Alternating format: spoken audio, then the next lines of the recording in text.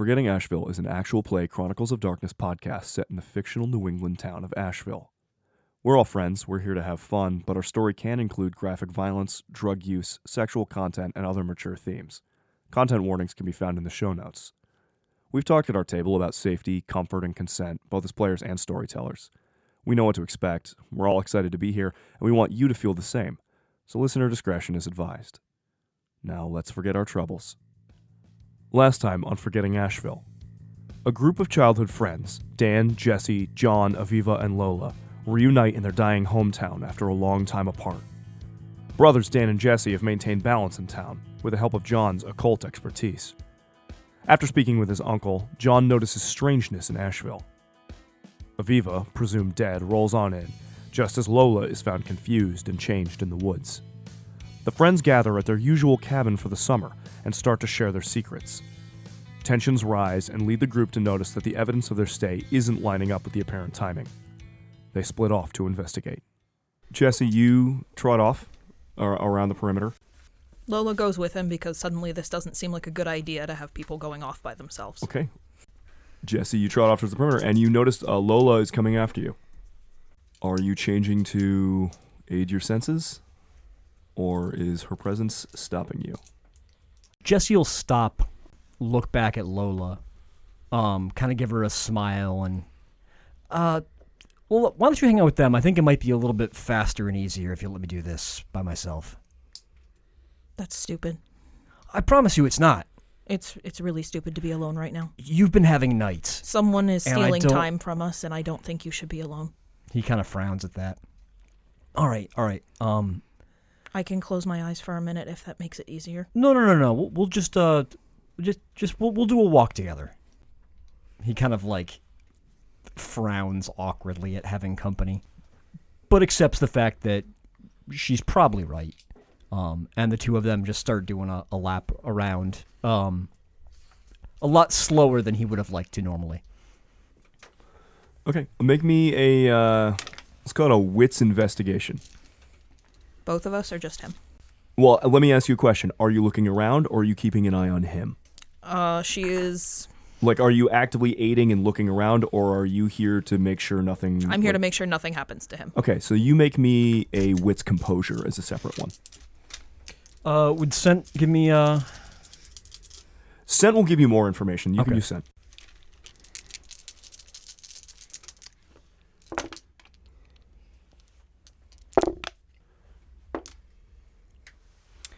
Three successes, which is an exceptional success for me because of my gifts. Yes, it is.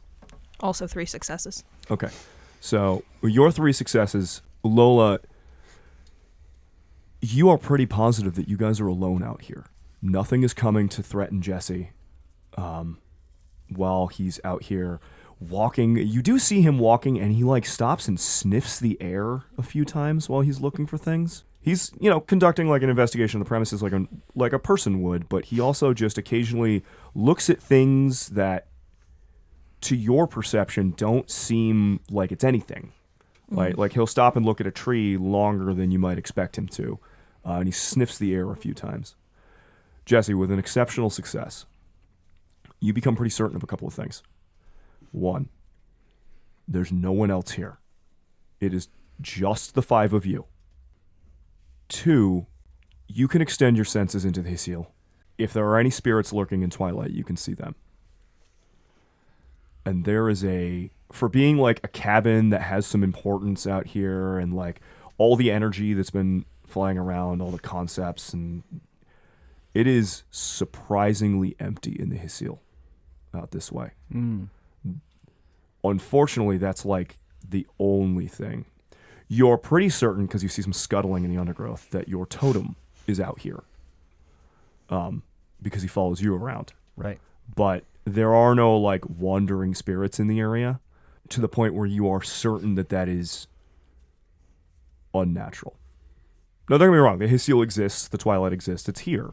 And with an exceptional success, at one point, maybe despite Lola's protest for a second, you decide to wander a little bit further into the woods. Just going in a straight line because you think like, well, maybe something. And then while you continue to go in a straight line, the cabin appears in front of you again. As in, you walked away from the cabin and then arrived back at the cabin and you never changed course. And you did not get lost. You did not get turned around. That feels like something that I'm capable of doing to other spirits. Seems like it. Or something similar. Like I have learned that gift from spirits Mm-hmm. of how to trap something in a place. Mm-hmm. Does that smack of that? It does not smack of that gift. Like you don't. There's like a lack of spirits around to be doing that kind of thing. But that does shake a sense of recognition into you that when you get back to the cabin, Hunter, you are aware of what a trap is.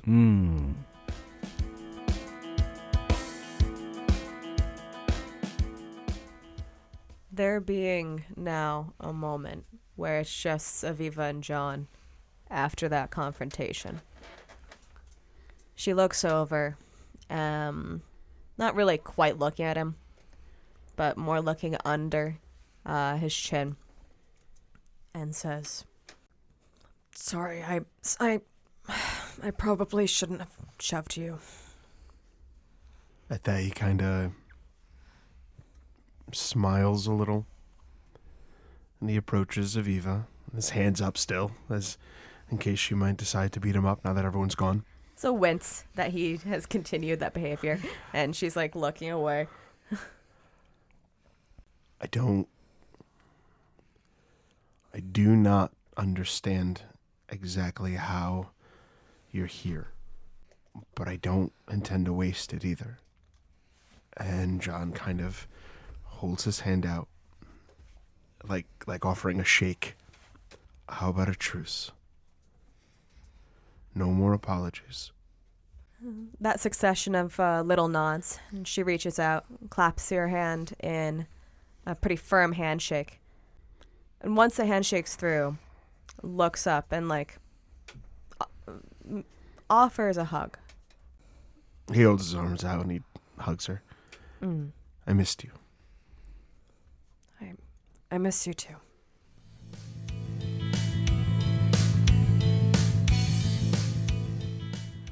Inside the cabin, Dan, you walk in and, you haven't even really had time to, set all the cots and stuff up. It was unexpected. Because it was unexpected that everybody was going to be here. Right. But, you had prepped just in case anyways. Right. There's a bunch of dishes in the sink that are undone. Haven't been cleaned yet. Suspicious. Honestly, for you kind of, yeah. You'd have to go around and check the generator, to try and turn the generator on if you're going to check the power. But what are you looking for in here? Well, first, anything that's not supposed to be here better get out. Yes. From the shadows, from the shadows within the Hesil, there is a scuttling. You better not be in here. There is no further movement. I'm peering in the corner where I heard the noise. There is a slow, scraping, clicking noise, like the sound of nails on wood. A cracking, sliding, skin on skin noise as a small ball around the size of a possum of flesh and fingers and hands drags itself out of the shadows and goes, "Hey Dan, you seen Jesse?" I am initiative. I have initiative. No, wait, man! He's getting thrown out the nearest window. Can the grumbler cross over? Not usually, unless it's manifesting. Okay. I'm not smart enough to know the difference. That's not necessarily a good thing, right? That's a... If it's in the twilight and it's not in the Hesil, no, that's not a good thing. Something's wrong. Yeah. So it might just get launched out through a window if it's here. If honestly, I can't even pick it up. If you're just punting it gets punted out into... Dan is whooping the shit out of clues as they come about. I mean, truthfully... You steal the wood? I mean, to be... to be fair to Dan, you would know that you've never seen this thing in the physical world, and you know that Jesse gets all upset when spirits try to cross over into the physical world. To be clear, it is in the twilight, Yeah. but it is not in the shadow. It is not in the Heseal where it's supposed to be. Okay, so the order of operations are going to be, I immediately throw it out at the nearest window. And then I'm like, Fenestrate it. You know what? Wait, sorry, what kind of throw? This is important to me. like A yeet. A full-blown fastball through the window. If it breaks the window, he'll feel bad about it later. You know what? I know it's in the twilight, but no, fuck it. It's in the real world because I want you to be able to kick it. It serves the same purpose. So roll me a strength roll, man. Do you want a strength athletics? No, strength roll. Okay. You're just fucking punting it, throwing it, like whatever. I didn't know he was going to be the one who went into the cabin first, man. Brilliant. I love it. Does it have a defense value? Yeah, take away 3. That'll be 4. Okay. So take 4 damage. we're going to cut away from Dan for just a second. Guys, describe what you do to this horrible little ball. I immediately charge, grab it, and throw it with like full-on baseball strength through a nearby window while shouting, Jesse! Wait, is this thing coming out the window? So- or what? Those of you who are outside by the fire, so Lola and Jesse, you are returning from the edge of the woods, like At speed, actually. At speed, Yeah. And you hear Dan's angry cry. By the fire, Aviva and John, you hear Dan, a few minutes after he walks inside, just scream for his brother, and then there's a shattering sound, and this horrific ball of like fingers and hand meat, about the size of a possum, flies through a shattered window and lands in the dirt outside. Despite being fingers and hand meat, it's also kind of oddly shaped like a possum, It isn't is kind of weirdly shaped like a possum, yeah. I have to imagine that lands like towards the end of the hug. Does that sound true to you? I think so. Like, I think they like, you know, like when a hug has gone like that 1 second too long. Yeah, but you're like, neither "All right, one what is do I like do about really this?" sure how to Yeah. like. So the hug goes for that 1 second, Yeah. and as we're like, all right, so, and Yo, what the fuck?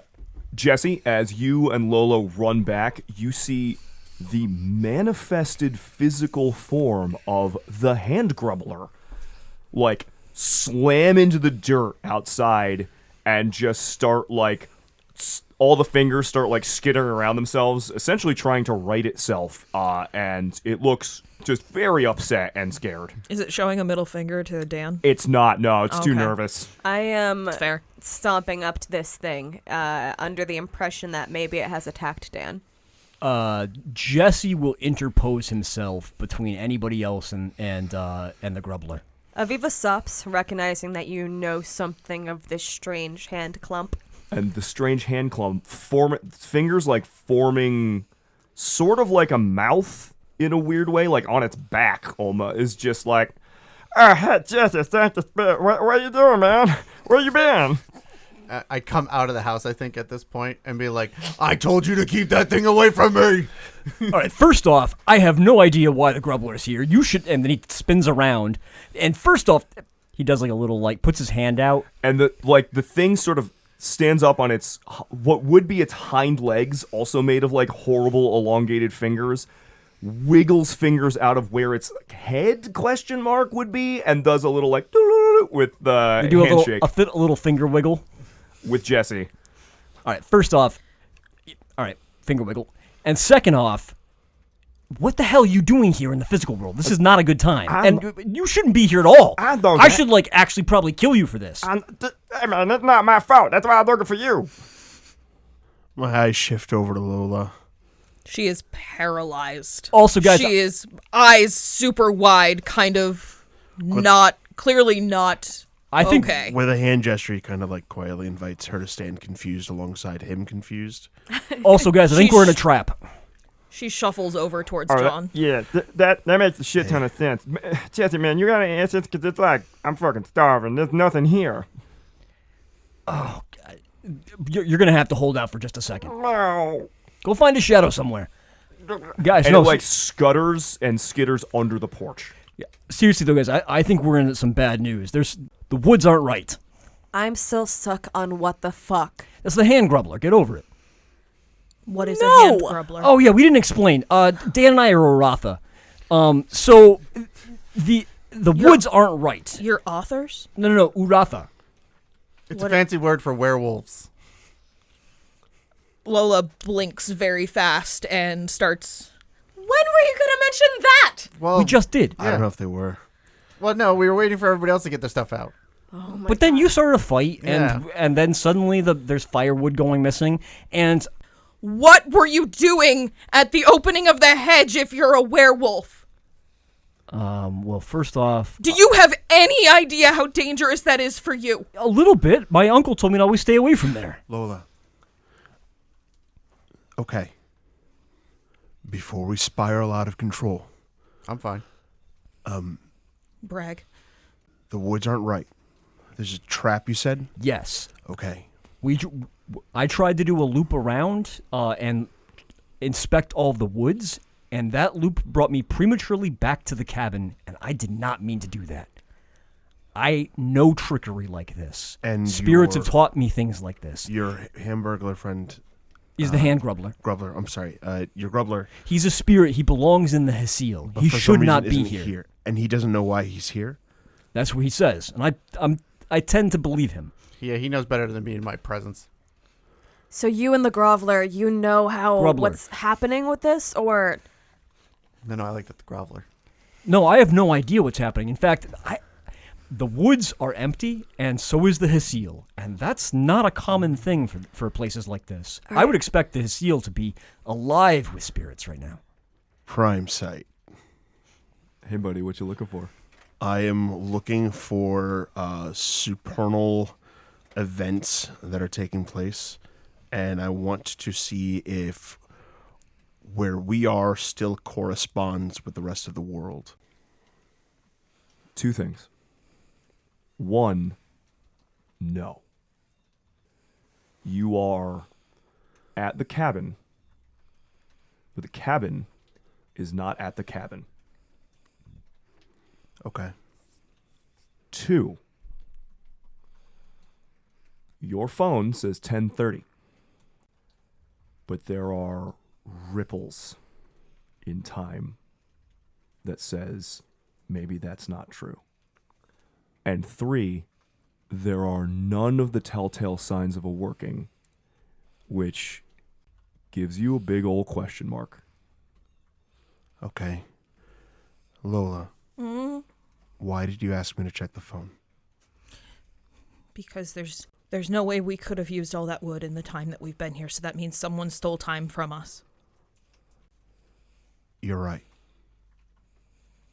You're absolutely right.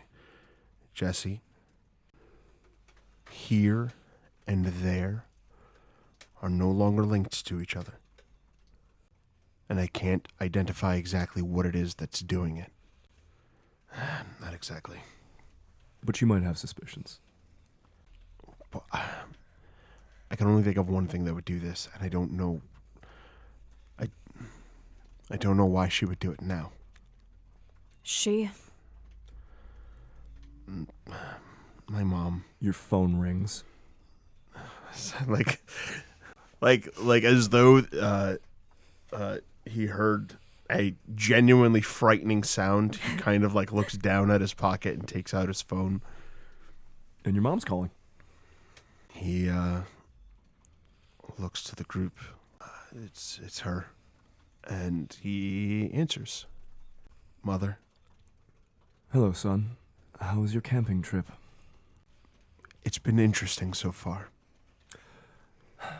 You know, I thought I was so pleased to see that you were moving away from those bad influences. Swanson boys, and, hadn't been going to their little get-togethers for the last few years, but I was at the lodge meeting and ran into Gary Wallace, who told me that you were just behaving a little strangely and, that you headed out of town. And how's your camping trip, son? Did you do this? I have, before you even finish, Yeah. important things to do in town. You know, there's an election coming up, and I thought I had asked Ernie to tell you to help me put up signs. And I was a little disappointed to see you are reneging on your responsibilities. I know we've talked about this sort of thing in the past, and I thought I would just give you some time to think about what I'd said. All right? Love you. And she hangs Mom. up. Is your mother a witch? If only. So is mine. My mother is, she's like me, but way down the wrong rabbit hole. So it is kind of a bloodline thing. I have an unusual family. Uh-huh. Okay. So you weren't telling us the whole truth. Okay, werewolf. What? Whole truth? I didn't hide that from anybody.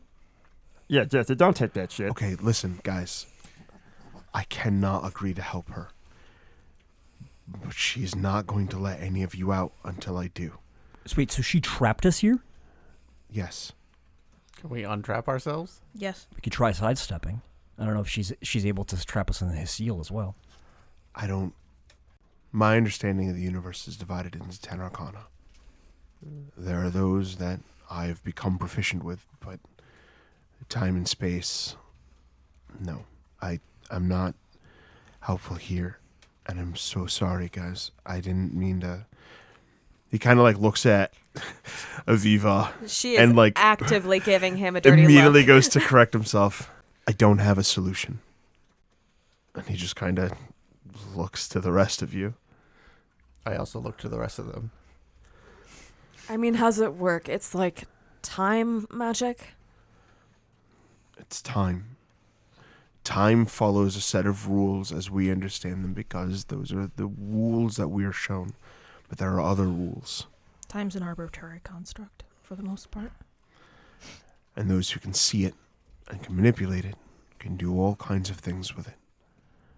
The same holds true for the space between all things.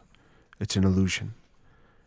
And those who can see it for what it really is and can manipulate it, one door can lead to anywhere or nowhere. In this case, she's put us in a fishbowl. And the only way I see out is to agree to help her do something horrible. Can we break the fishbowl? When you're the fish, it's not a good idea. Dan, do me a favor. Yeah, Run north as fast as you can. got it. Dan is very fast. Yeah. And before too much longer, from the south, Dan shows up. Dan, you are running through the woods as fast as you can, and before a short time passes, you see the cabin approaching in right ahead of you. I don't think I got turned around. Buddy, if you can find the edge of this glass dish, fishbowl, whatever it is, I'm sure you can break it. I just don't know if we can find the edges. There is no edge. To and from are the same place now.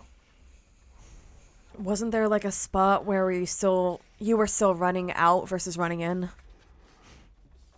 Does that count? Is that how this works? I don't know. Erika, Yeah. I see you looking some stuff up right now. Lola knows it's very unlikely she has to stay here if she doesn't want to. That being said, that would mean that they were all still here, and that's just not acceptable. You, uniquely among the group, understand time. And how it's... You might not understand everything John was talking about. Oh, when it comes to, mostly none of that, but But the phrase time is relative comes to mind. And for you, you are aware that any door can be a portal. Mm-hmm. To a place that you just told Jesse not to go, but it's not here. Are there consequences to opening those doors? Of course there are. Can you, Ferrist, lead your friends somewhere else without them getting lost, or worse than just being in this little bubble? I don't know. And as everyone is pondering, the phone rings again. Hello? Has it been long enough? I don't remember how things are passing for you right now. I'm thinking I've been about it. very patient. Lola grabs the phone and just hucks it into the woods.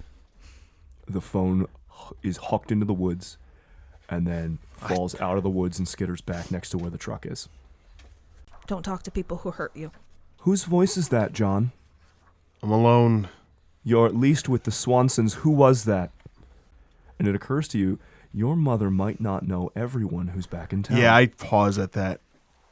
You tell me. The phone hangs up again, but it's less haughty than it was last time. She doesn't know you're here. We don't have to stay here. What do you have in mind? Bad stuff. Sounds like a Friday night. It's very not ideal. At the sounds like a Friday night, Aviva kills whatever drink that she had shoved down by her spot and then goes and gets another one. There are none left. Ugh, God, fuck. It looks like... Had there been a full cooler when we last checked? There was a massively full cooler. And it occurs to Aviva as she opens that, when all this time about talk and, particularly Lola looking at stuff right now, how many times, how many loops have you guys had this exact same conversation? How long have you been here? Lola just kind of gives a very long look to the Swanson boys. She doesn't say anything, but there's a lot of fear. Listen, I don't know how long we've been doing this, but... A long time. Long time. I'm sorry, yeah. what? We've been here a long time. The drinks are all gone. No one stole the wood, it's us. Yeah. Is that what you mean? Yeah. Yeah. Nope, too complex. Try it again. We've Dan. been here doing shit without... It's like we're in a loop, but we're in the loop that we're in. Nope. Dan, have you ever seen that movie? I'm not even going to name the movie because it's been a lot of movies where you wake up and do the same thing every day and the day doesn't go past. He's never that same seen day. Groundhog Day. Dan, remember when we went into that real deep part of the seal and we came out and time was all messed up? Like we got in real bad trouble with Auntie because she thought we were gone for a long time. Ooh. It clicks, Dan. All right, so what are we doing? You can't get in trouble with Aunt June again. All right, Lola, you said whatever it is dangerous. What is it? We can go through the hedge. So you just said we don't go through that. We don't go through the hedge. You should never, ever go through the hedge. But when you're locked outside of time, other options present themselves. That's okay. I immediately wanted to go through the hedge as soon as you said it. All right, what's the hedge It's a entail? I don't know. It's a place of all kinds of thorns and horrible shit. My uncle always told me to stay away from there. Why are you explaining it? I've seen it. Yeah, I know- Lola, I know- you've been there, right? Yeah. Is it that bad inside? The hedge takes pieces of you. There's a cost to leave. It takes pieces of you while you're in there. Define you. Memories. Parts of you. It claws away at parts of you. Okay. Can we, defend against this? I can. Some. Maybe. But werewolves that are caught there, very bad things happen to them. Especially if they're caught. Jesse clams up at that. Or we ran out of beer, so let's fucking do this. The phone rings again. Just ringing away next to the truck. We're doing it. He points at Lola. We're taking you away. And he picks up the phone. And he's like, "Hi." I had a very interesting conversation with Dolores Gardner yesterday. Great. Do you really Don't want to vent worry. about your frustrations with your friends now at a time like this? I'll make sure. It might be scary, John, seizing the future, but I'll make sure that the next thing that happens won't hurt you too much. And the phone hangs up, but with that hanging up, there is a tearing in reality. Damn it. And this overwhelming feeling of wrongness and terror hits everybody to varying degrees, but it just is an automatic, this is not right feeling. And to both Aviva and John, it is different, but carries reminiscence of the abyss. And there is movement in the darkness of unreality, clawing its way forward, and it will be here very soon.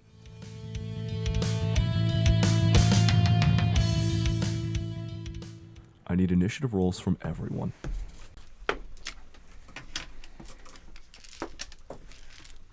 With an 8 on the die, I have a 15. 7. 13.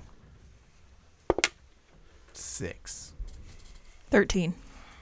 Out of that hole in reality, with the sound of jangling keys that is somewhat familiar to John, a thing appears, like a mass of darkness and like skeletal bits, and it almost has no form, or like its form is constantly moving and shifting.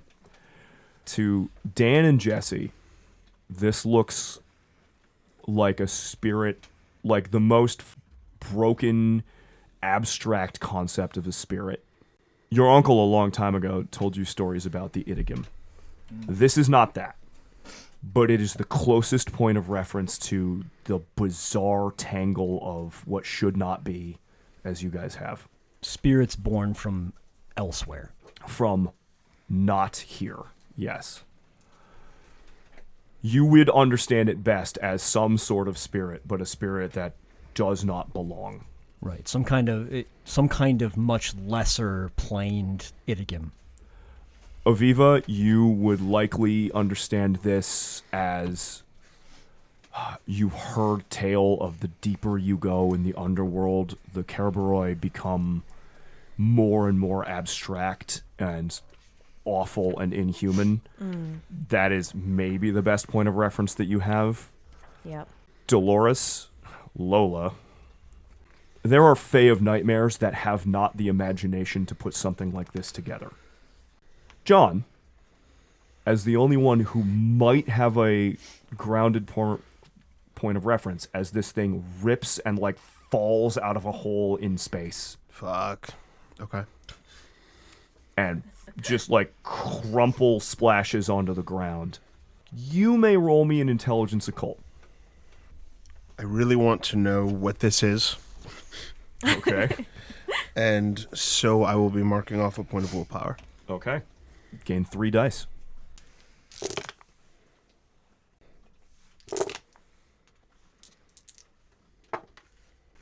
I have 7 successes. Nice. So that's an exceptional success. So I will give you some information that you will have gleaned from your readings and from listening to. You are, after everything that happened with Aviva, you went down a little bit of an abyssal outsider's hole, right? I did. There is not much written about them, No, because there's not. how would there be? However, your aunt had some books. Your aunt had a book that you sort of were able to put together through context and through Ernie that was taken from your mother, that spoke of the gate, of the exarchs, of the things that lie beyond reality. And that's where you learned what an Akamoth is, And that is also where you learned what a gulmoth is. A being of unreality, of anti-reality. And with your exceptional success, there was one being that sort of stuck out, particularly to you as a Moros. There's no word for it in high speech, because high speech is a very literal, like you can't lie, there are no metaphors. It is a very literal language that perfectly describes the supernal. And this is a thing from beyond that which high speech describes. There are lesser languages, English and Spanish and Right.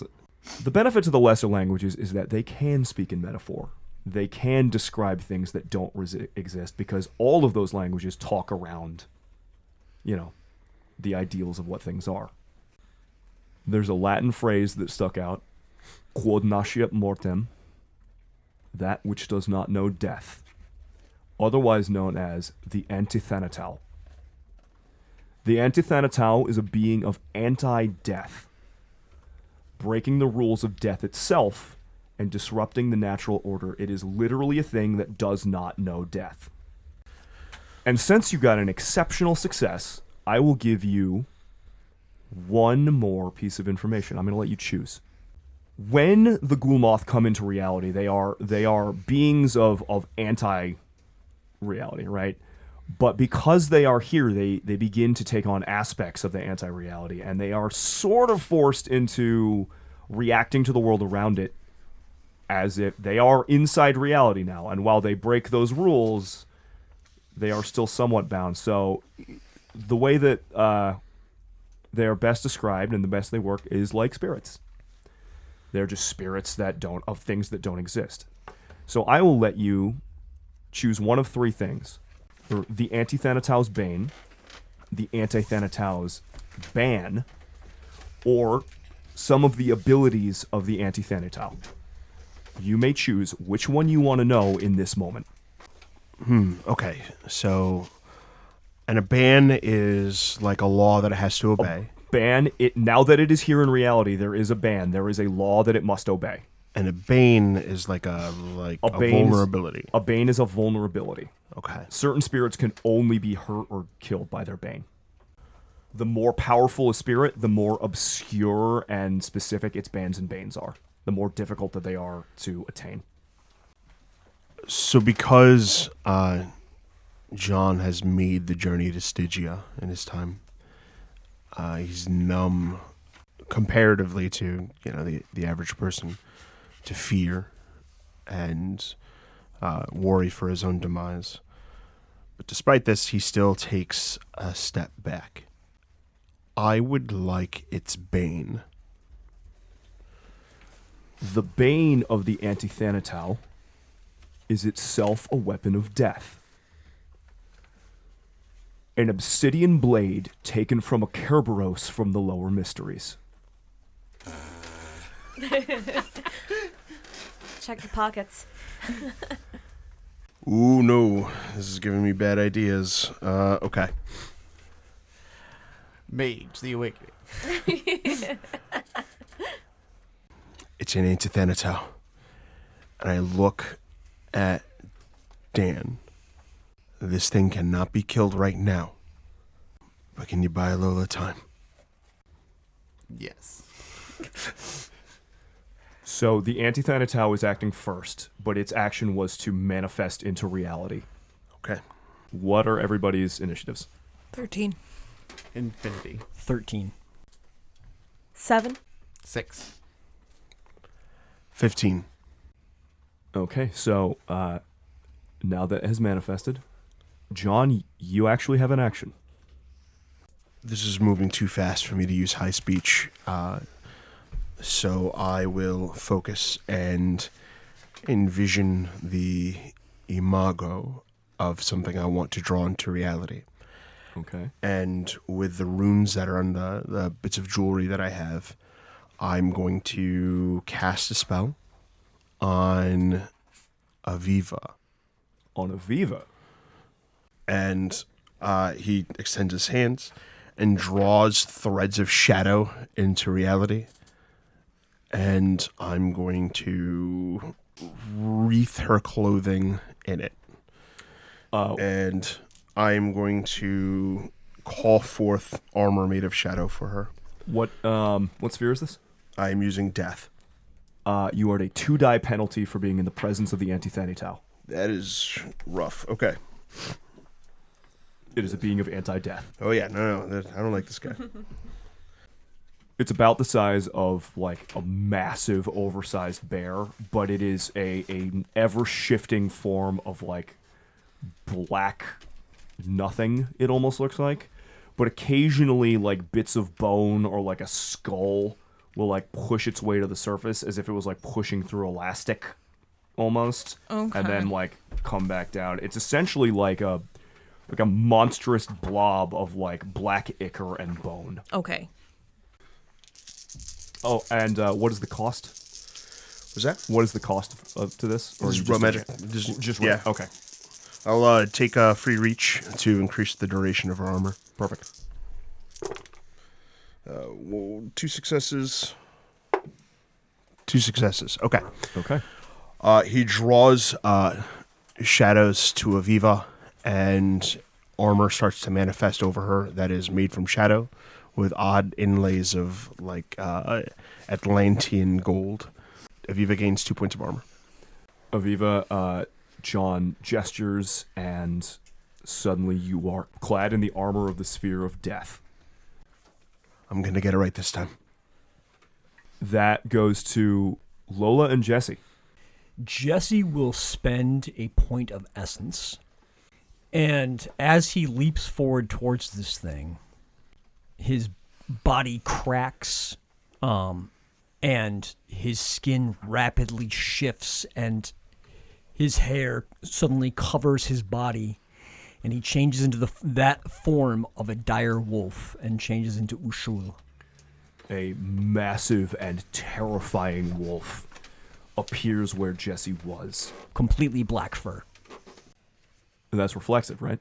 It is. Yes. All right, so what are you doing? He's then going to show off. I am size 6 now, by the way. Mm-hmm. He's a fucking big guy. By the way, my initiative is actually 3 higher this round. Then what you rolled? Dope. That means you will go before Aviva. It's good. I got to deliver a pithy line before. Of course you do. Yeah, actually, now that I am in Urshul, my initiative goes up by 2. Okay. Jesse is going to leap out towards this thing, in his massive direwolf form. And as he's charging headlong at it,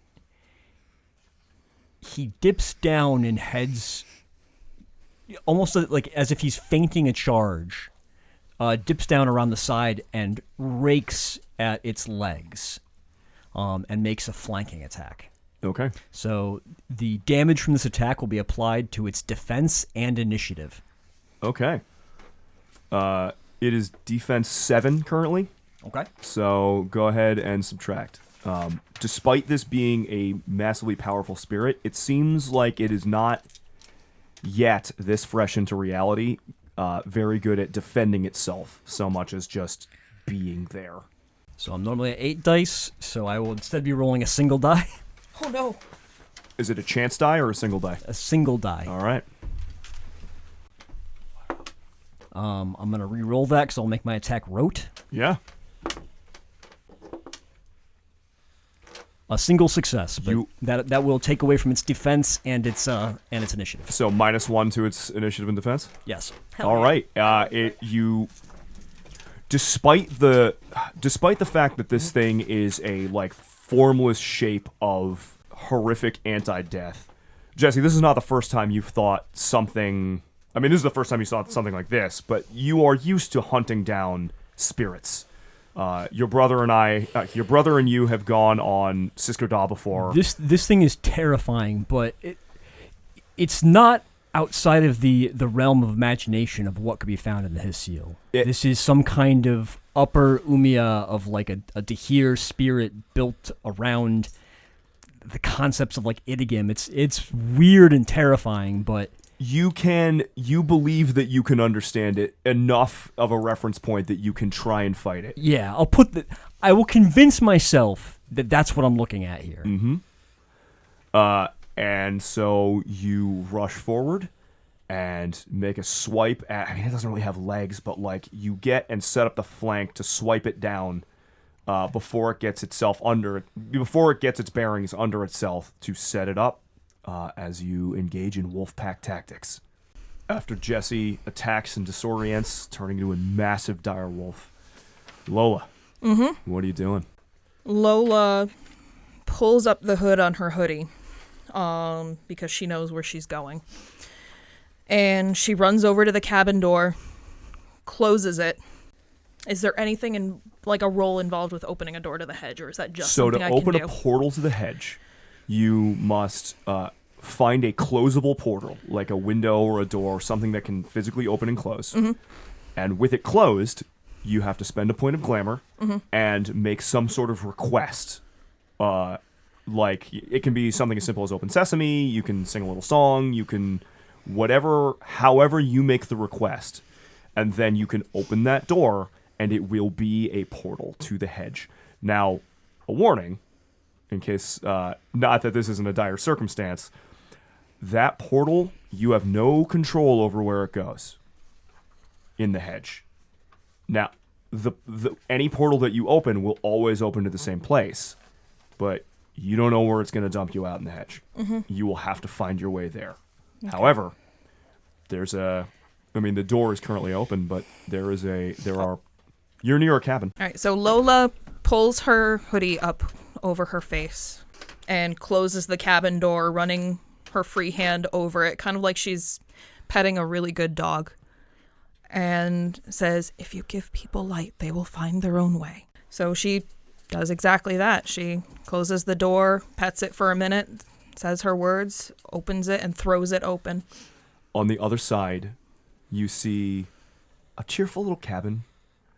It actually opens into a cheerful little cabin with a crackling fire and a rocking chair in the corner in front of the fire that is just rocking back and forth. And there's a cauldron over the fire and dried herbs hung over the mantle. And it looks like just a very nice, cozy, warm cottage. A reflection of, for a second, you think kind of how maybe Dan sees this place. But with a fey bent and something you can just jump through right now. Mm-hmm. And this portal will lead to the same place. Everyone who jumps to the portal will come here. But the hedge warps and changes around you. So if you guys, if you don't all enter at once, there is a possibility people might start getting separated before you even begin. She kind of makes sure the door stays open with one arm, still standing outside, but reaching in to hold the door open. And she looks at everybody there and said, come over here, we have to go. Together. Also, someone is going to have to close the door. Because if you've opened it, it's open. Mm-hmm. And with that, because of your speed bump, we go to Dan. Dan, you were asked to buy some time. But then Lola said, let's get the hell out of here now. It's your action. I think I will look over to Aviva and go, I think he agreed to a scuffle. And I will run full tilt at this thing, spending the essence to transform reflexively into the giant direwolf form. But while also activating my gifts for strength and the gift to make all of my brawl attacks 8 again. Get him, Rahu. No, don't do that, Rahu. I don't. What? Sorry, we resented the option to fight or fly or flee. Turns out. Oh, you might not be wrong. What's the defense on this thing? 7 again? It is currently 6 because Jesse hamstrung it. Would be 5, wouldn't it? Because it's been attacked once already. It has been attacked once already. Oh, yeah. It is currently 5. I got you, boo. Gotcha. I'm going to go all out, declare this as my particular target. You're going all out? Yep. All right. Oh, I forgot that's what we can do. Mm-hmm. I also forgot. Well, I don't lose my defense bonus. Well, so. you don't, yeah.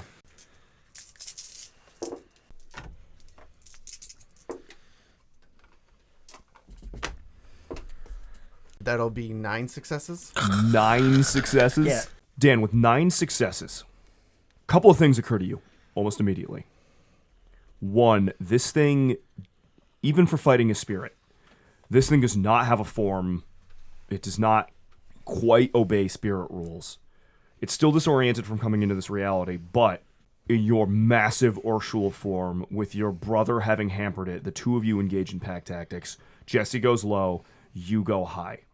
So you know, now that you are fighting it, unless you get an exceptional success or hit it with its bane, you only ever do a single point of bashing, period. But you've gotten an exceptional success, which means you roll regular damage.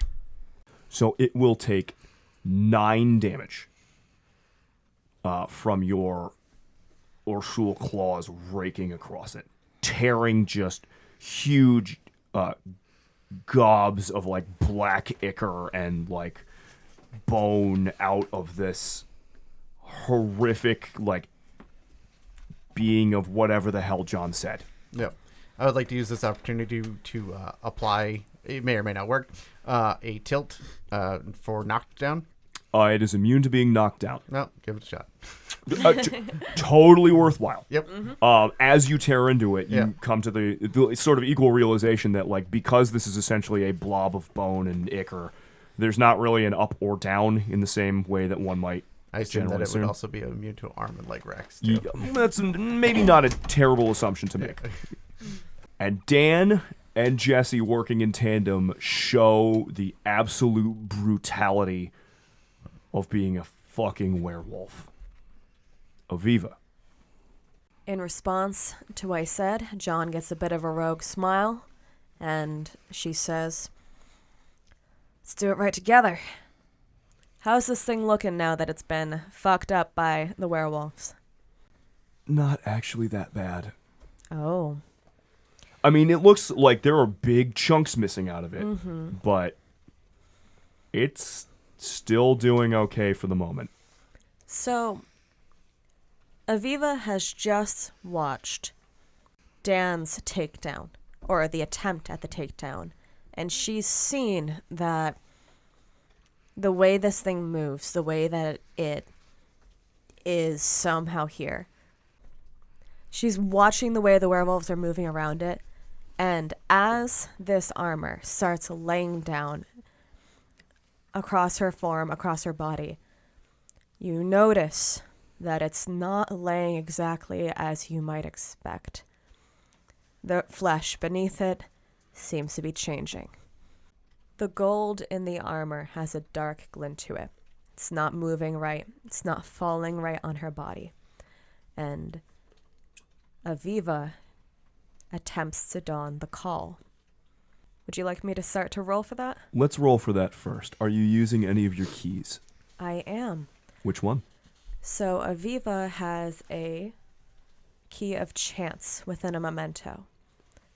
It has occasionally been seen, but, well, no one here would really have too much reason to have much suspicion for why she might have been throwing a couple matches into the fire occasionally, even though she didn't really seem to run out, but the key of chance is within the matchbook.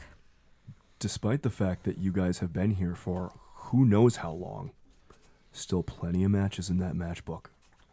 One that, as you sort of hold it in your hand, John might recognize.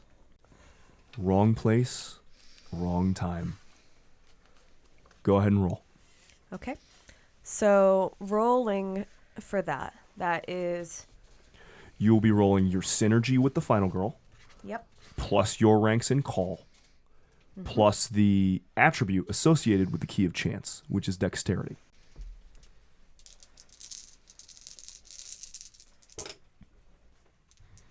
Rerolling 2. A total of 3 successes. With 3 successes, even in the presence of the Antithenatau. Describe what it looks like, in as much detail as you want, as Aviva dons the call and merges with the final girl. Aviva's shadow seems lengthened by the fire until it seems to start to move on its own and substantiate. And this shadow has pieces ripped out of it. And it's a shadow of a woman that rises from the ground to meet with Aviva and become one. And as that shadow does so, it slips beneath the new armor, and it seems to merge within her, and her skin ripples. The shadow moves within it. The muscle and the viscera reform, directed by both Geist and Aviva, and by spending 2 call charges. Because of the use of the chance key, the wings that sprout out from behind her back, they almost look like they are thrown by the shadows of the creature before her. Like the very fact that it happened to be here warped her skin into the same shadows that she shares with her Geist, and threw those shadows back out into massive, awful wings. Aviva and the final girl as one. Flesh built by plasm warping and dripping into shadowy wings behind you as the werewolves wrestle the Thanatau to the ground. And you are no longer bound by connection with the earth. We are back at the top of the round. And the Antithenatau gets to go. Dan, what's your stamina right now? 5. God damn. It's pretty fucking impressive. Yes, it is. I don't like that he's asking that question. I don't know about the rest of you. So it will be rolling currently 19 dice, minus 5 from your stamina. Mm-hmm.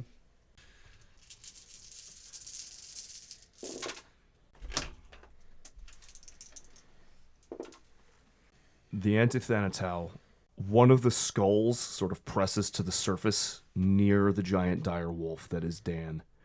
And the jaw of it opens underneath the black ichor, and then it sort of folds back in on itself. And there's this horrific, like, draining, sucking motion as it essentially just drains the life from Dan. You will take 9 lethal immediately. Okay. Are you still up? Yes. Okay. And that is its action. And the two of you, everyone who is looking at this thing, gets the impression that it is going to just continue sucking, targeting whoever is near it, pulling the life force out of it. But Dan, how close are you to 0? I still have 5 health levels. You have 5 health levels left. Okay. Thankfully, the Oratha in particular are full of life and spiritual energy. So you are managed to withstand that horrific assault as you can feel it like almost devouring your life energy just by being here. It's like matter and antimatter clashing together as it just pulls at you. And then it's John's turn again. Okay. Guys, this thing sucks. Hey! The wounds themselves manifest, by the way, as sort of an entropic decay, like you are being unmade by I its don't look presence. super great, guys. Yeah. What is Lola doing? Right now she is holding the door open and looking to see if anyone is actually going to come. The door opens to another place in reality. Through the door, you can see like a cozy little cabin with a fire and a rocking chair. Is there an illusion about it? No, that shit's real. Okay. But if he looks at her, she's going to say, if I can get his attention, I might be able to help Dan. Guys, grab it. Grab it. And I'm holding. Okay. That takes us to Jesse. Jesse looks super annoyed at the notion of grabbing this thing. This giant wolf, Size. like, gives a huff. Indignantly. You get side-eye out of this giant dire wolf like you've never seen before. And not really seeing a good spot because it's just these weird skulls that manifest out of its form. He's going to just rear up and slam both of its paws down on it to try and force it into a spot. And Jesse will attempt to grapple. Roll me strength plus brawl -6. All right, so Lola looks at Jesse as he's about ready to go, and you got this. And As a Ferrist, you're giving him one of your willpower. yes, Buddy, get it. Well, that's a success. That's a grapple. So Jesse, you manage to find some substance within this thing to pin it to pin it and grab it. And the grapple result I'm using is where we lose our defense, because I think I have to choose what I do with the You grapple. choose with what you do with the grapple, and both of us neither losing. one of you gains defense. Yep, that's what I'm going to go with. Okay. Lola peels the scarf off of her neck and runs up to the creature and throws her scarf around a piece of it, and then puts her arms up in the air like two hands of a clock, and swings one wildly, and then brings it to a stop. Okay. And she is going to attempt to imprison this thing with a scarf using changeling hours. Hell yeah. Roll it. I don't think it's a roll. No, I think actually, yeah, you may just do that. And she'll speak the name of Dolores Hitch. She just says out of nowhere. Dolores Hitch. Yep. And now she doesn't have to pay the glamour for it. Mm-hmm. So Lola runs up as Jesse pins this thing down. It has no defense, so you can just put it over, and then makes like wildly fast, irregular movements with her arms that look like the ticking of a clock that breaks. And the scarf was like settled and like writhing as this thing writhes, and then the scarf stops moving instantly and is completely frozen in time and space and just exists in this spot. Now, for clarity, Lola, the thing is, you are helping to pin this thing down, but because it is so amorphously formless, it's not going to be able to move the thing. It'll have to struggle. Mm-hmm. It's going to ooze out at some point. But it's hogtied. But it is currently hogtied. When she does that, John will reach out, turn his hand, and make a crushing motion. And when he does, let me roll some dice. I love the fact that you've been like over there like crunching numbers and like referencing sheets and stuff. Like, okay, It takes a while. this and that. Okay.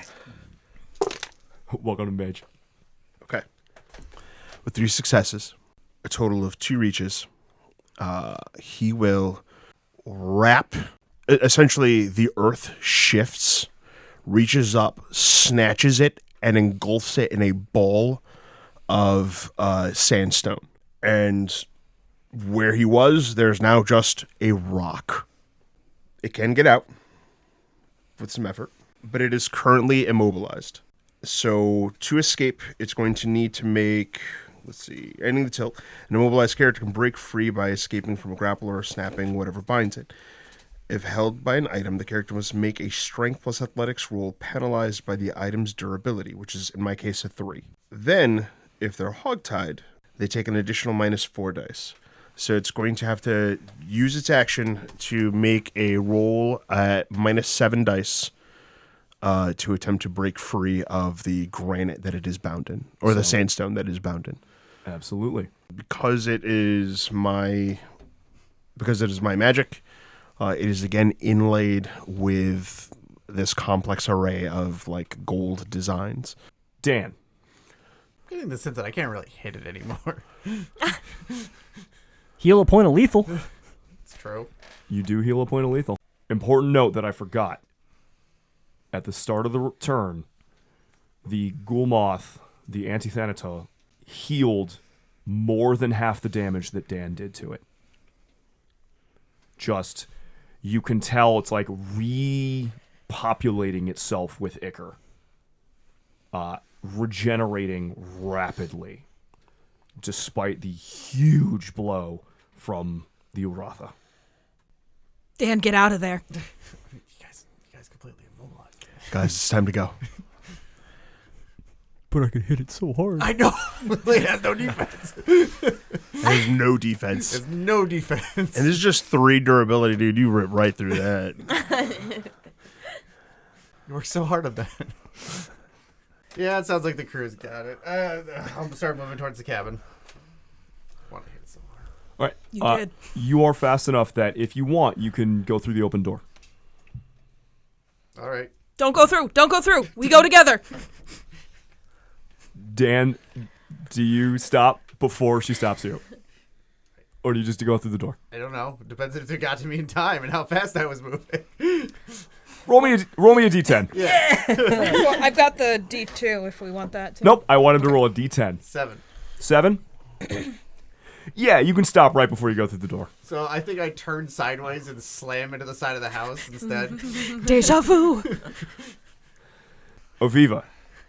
How far is everyone from, like, where is everyone from the door? I'm trying to get a picture of the scene so I can understand where I'm going with this. Everyone's, I don't know, like a few meters away from the door. They could probably all get there in a single action. Okay. You with your wings definitely could. Well, by the look that she's giving the now freed Dan, it's relatively apparent her worry that this being was just going to take off with one of the werewolves. But seeing that the werewolves are free, I'm going to run over, hold the door from the outside without going through, and just make a sharp gesture to everyone to start getting in. Here's what we're going to do. I am going to roll the strength check to break out from the Antithanatau. That will be its action. Everyone will have a single action, which you may use to all go through the door together, or stick around. We're going to see sort of what happens. Flavor-wise, what Aviva is doing is sort of standing to try and, like, block off the door using the breath of her wings. Mm-hmm. It's a -7 die penalty, correct? From all your magic and from the Fae and all sort of like changeling lock times and werewolf harassment. Yeah, the time locked scarf kind of made a big difference. Oh, It was yeah. the difference between 3 dice and 7 dice. Mm-hmm. That might be. Damn it.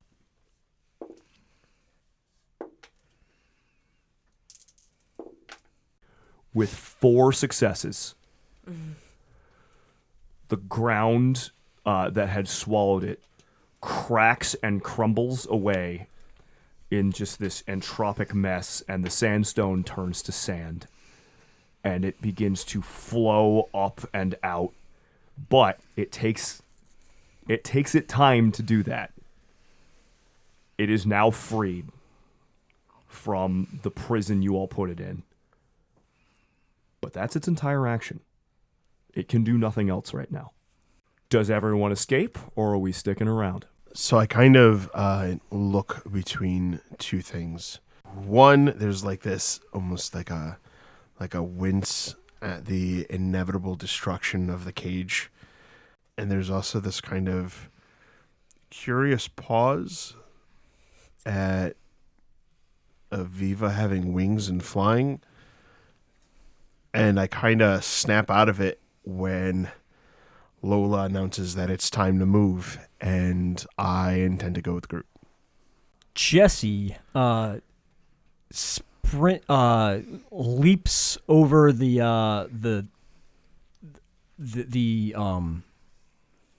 Antithanatos as it starts destroying its binding, and rushes over to the side of the cabin, away from where the door is. Okay. Flops down on his back, which is weird to see this giant direwolf do. And he kind of stretches out his paws and lets one of them sink into the shadow in the crawl space under the cabin. A mass of fingers and hands grasps out and touches the tips of the paw, and then scurries up onto the belt and like clings and is just clinging on to Jesse. And then Jesse will start to move for where the door is. You can get there. Okay. You have like hit and run tactics and things, right? Well, I have a speed of 18 currently. So yes, you may. These are things that you may accomplish. And you retrieve the hand grubbler where, as a spirit of fear, it was cowering in fear beneath the house. And is anyone else doing anything else before it's time to go? Lola is making sure that she is the last one to go and make sure that everyone is going to get where they need to go before she leaves. Good job, Fairest. Mm-hmm. Aviva's intention was also to be last, so you might get shoved through. Nope. No? That will be contested. If this is going to be a fight, it can be a fight. Yep. But does that take time? Yes, it does. It has to be me. Rob, just as a parting fuck you to this thing, Mm-hmm. can I make a contested roll with it? To I imagine it's somewhat disoriented coming out of that cage and is not immediately aware of where we are. It is somewhat disoriented. It is not immediately aware of where 3 of the 5 of you are. So I would like to try and keep it stuck in this realm for a while. Okay. Is that an action? Let me check. If it's an action, you can either do that or save the grubbler. Oh, no. So then I'm not even going to worry about it. I saved the grubbler. That's not even an issue, and this will be something for another time. So let's not even worry about this. Not a bad thought. As Lola and Aviva lock eyes and it becomes clear the two of them have the same intention, Lola declares that has to be her, and Aviva goes with the group but pulls Lola through behind her. This is acceptable. As Lola is being pulled through, she reaches oddly with her arm. Like from the inside, she shuts the door and throws it to try and shut it from the other side. The door is shut, and the 5 of you are alone in a cheerful cottage. Outside the windows, there are brambles and briars that reach to eternity. 6 of us, the grubbler. As the 5.5 of you... Acceptable.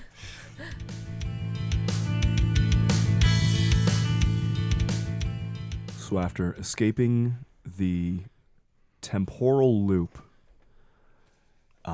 and the abyssal entity that was summoned in it, Lola opened a portal and everyone rushed inside.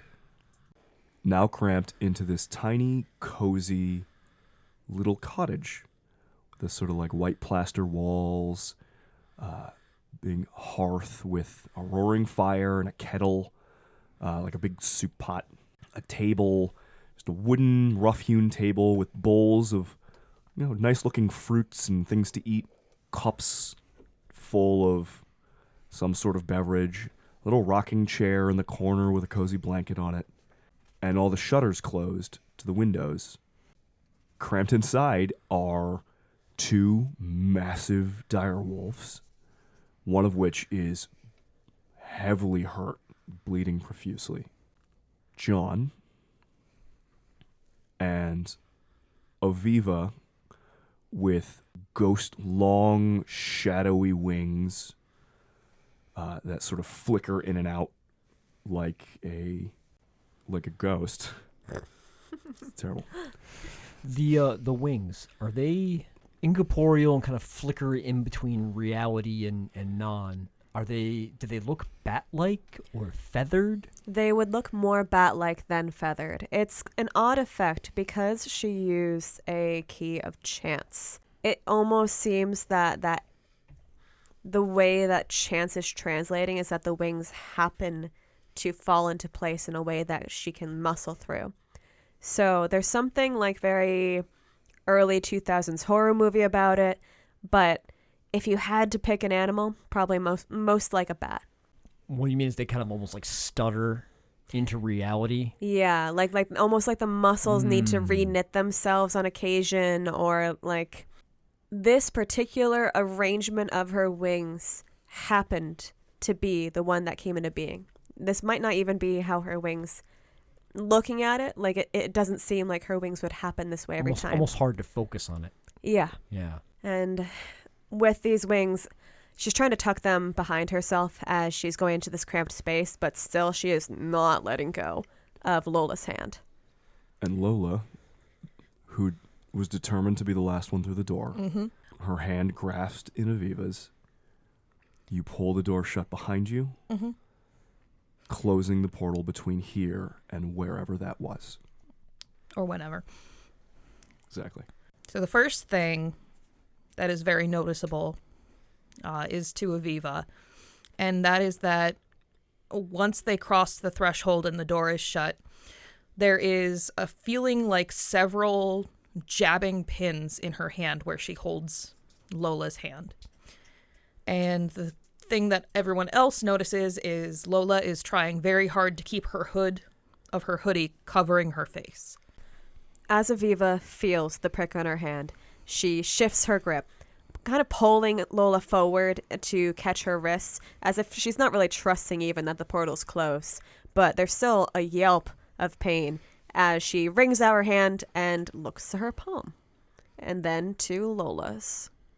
Lola's hand, the back of Lola's hand, is veined in purple where veins would be.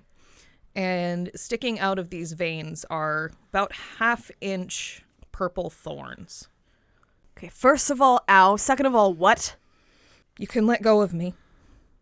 And with that, Aviva does let go of your wrist. You kind of get the sense that that was like that kind of adrenaline response where it's a little hard for her to unstick her fingers. But she does let go. And as soon as she's free, Lola kind of like takes a step back from the group and crouches down like she's trying to hide as much of her body as she can. But she is in fact wearing shorts. And it's very plain to see that her skin on her legs is chalk white, like limestone. Lining her legs in a couple different shades of violet and purple are these patterns that look like they have been placed very deliberately, almost like naturally occurring tattoos. Like someone has placed them there very deliberately. But she is taking pains to hide her face and tuck her hand into her sleeve. Just don't look at me, okay? Jesse, who's currently a giant direwolf, just in a way that doesn't seem normal for a wolf of that size to do, kind of just plops his butt down and sits like almost like he's just a big giant dog at this point. And his jaw kind of hangs open a little bit as he almost looks like he's smirking at the lot of you, which is unsettling considering how dangerous his rows of teeth look. But those golden eyes, which both of the Wolf brothers have, are still definitely his. And you can see that he's kind of just laughing as he's looking between the lot of you. Hey, Lola. I don't know if it's going to help you change your outlook on this, he says, kind of with his hands like tucked into his pockets. And he's like looking around the cabin with this like morbid curiosity. But I saw you for who you are the moment you arrived. And I'm willing to bet that the rest of us seeing you, I don't think it's going to change the way we perceive you. Yes, it will. There will be questions you wouldn't have had otherwise. Okay, I'm pretty sure I came back dead, so whatever's up with you that's made you spiky or whatever, not gonna be that big a thing. It has something to do with this place, doesn't it? Yeah. Dan. Like, I kind of... Hey, bud. Dan is at that point basically... Can you understand me? Pacing around the room, like, in, like, almost a walking it off kind of deal, but, like, angrily chuffing. Hey, you should stop. You're gonna bleed out. He kind of chuffs again and just keeps moving around. We're safe enough here if you want to just sit for a minute. As the time moves on, the large gaping wounds, which are probably showing muscles and bones and whatnot, are closing fairly rapidly. And the blood flow, like, almost immediately cuts off. Is like that's probably some of the first things that get repaired. And John then, kind of goes through this like constant cycle of like trying to approach you and like offer like medical aid, but like then kind of backing off because you're a giant dire wolf, and like he's just kind of between that as you pace back and forth. He kind of gets it together after a few and like shakes his head no, and then kind of looks himself down, and then he'll start to like shift back into being a person. Within a minute or so, all of Dan's wounds are closed.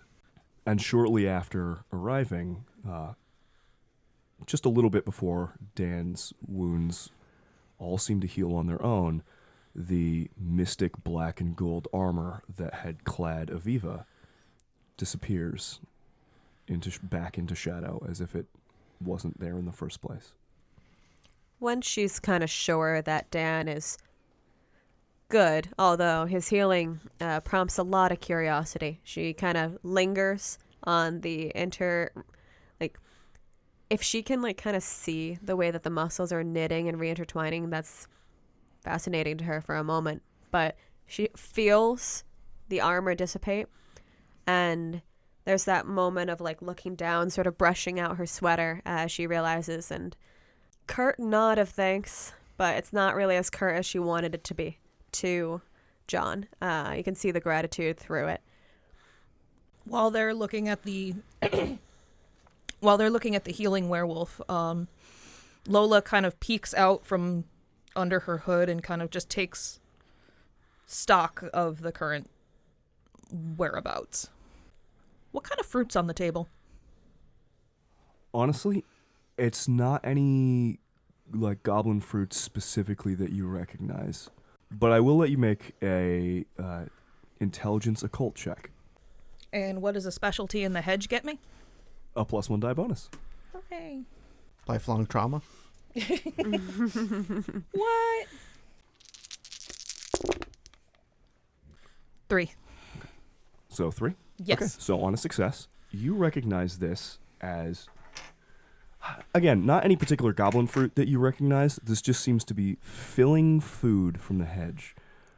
Just a few bites of this will fill you up. It will fill your bellies. It will warm your spirit, make you nice and sleepy. Then you'll probably want another bite. Mm-hmm. And then you'll probably want another bite. And then you'll probably want another bite. Mm-hmm. This cottage, just being here with that roll, this cottage you sort of recognize is, like many things in the hedge, a dreamlike reflection of what is in the real world. You recognize that you opened a portal from the cabin that was such a home and place of friendship and comfort to Dan into a cottage. You're right, it's not a hollow. Nobody claims this place. But it is a place of comfort, almost like a fairy tale reflection of the cabin in the real world. The food here, the soft beds here, the chair here are all designed for your comfort. But just like it is a reflection of the good parts, there is a part of some of the people who don't want family to leave. So the cottage is here to keep you warm and safe. And also it does not want you to leave. And all of its comforts are designed to make it so you don't want to. Okay, so, Dan, how you doing? He has sat in the rocking chair in like a weirdly familiar gesture for himself without thinking about it too much. And he's kind of looking at the ceiling going, that fucking hurt. Dan, roll me a resolve check. You may add weird, but you do not have weird. So roll me straight resolve. Do I get my real life weird to add to this? I got like a 2-die pool for that, I think. No. No successes. And by the end of that sentence, Dan falls asleep. Get him out of the chair. Get him out now. Wake him up. Why aren't you moving? Get him out of the chair now. Got it. All right. And Aviva stomps over and just, what are you wearing? What Same clothes are things. you wearing? Yeah, I don't. Oh, don't remember. It just, if I remember correctly, it's like jeans. I think just a regular t-shirt. I think it was fairly standard at the time. Yeah. Aviva strolls over to the chair and yanks you up by the back of your t-shirt.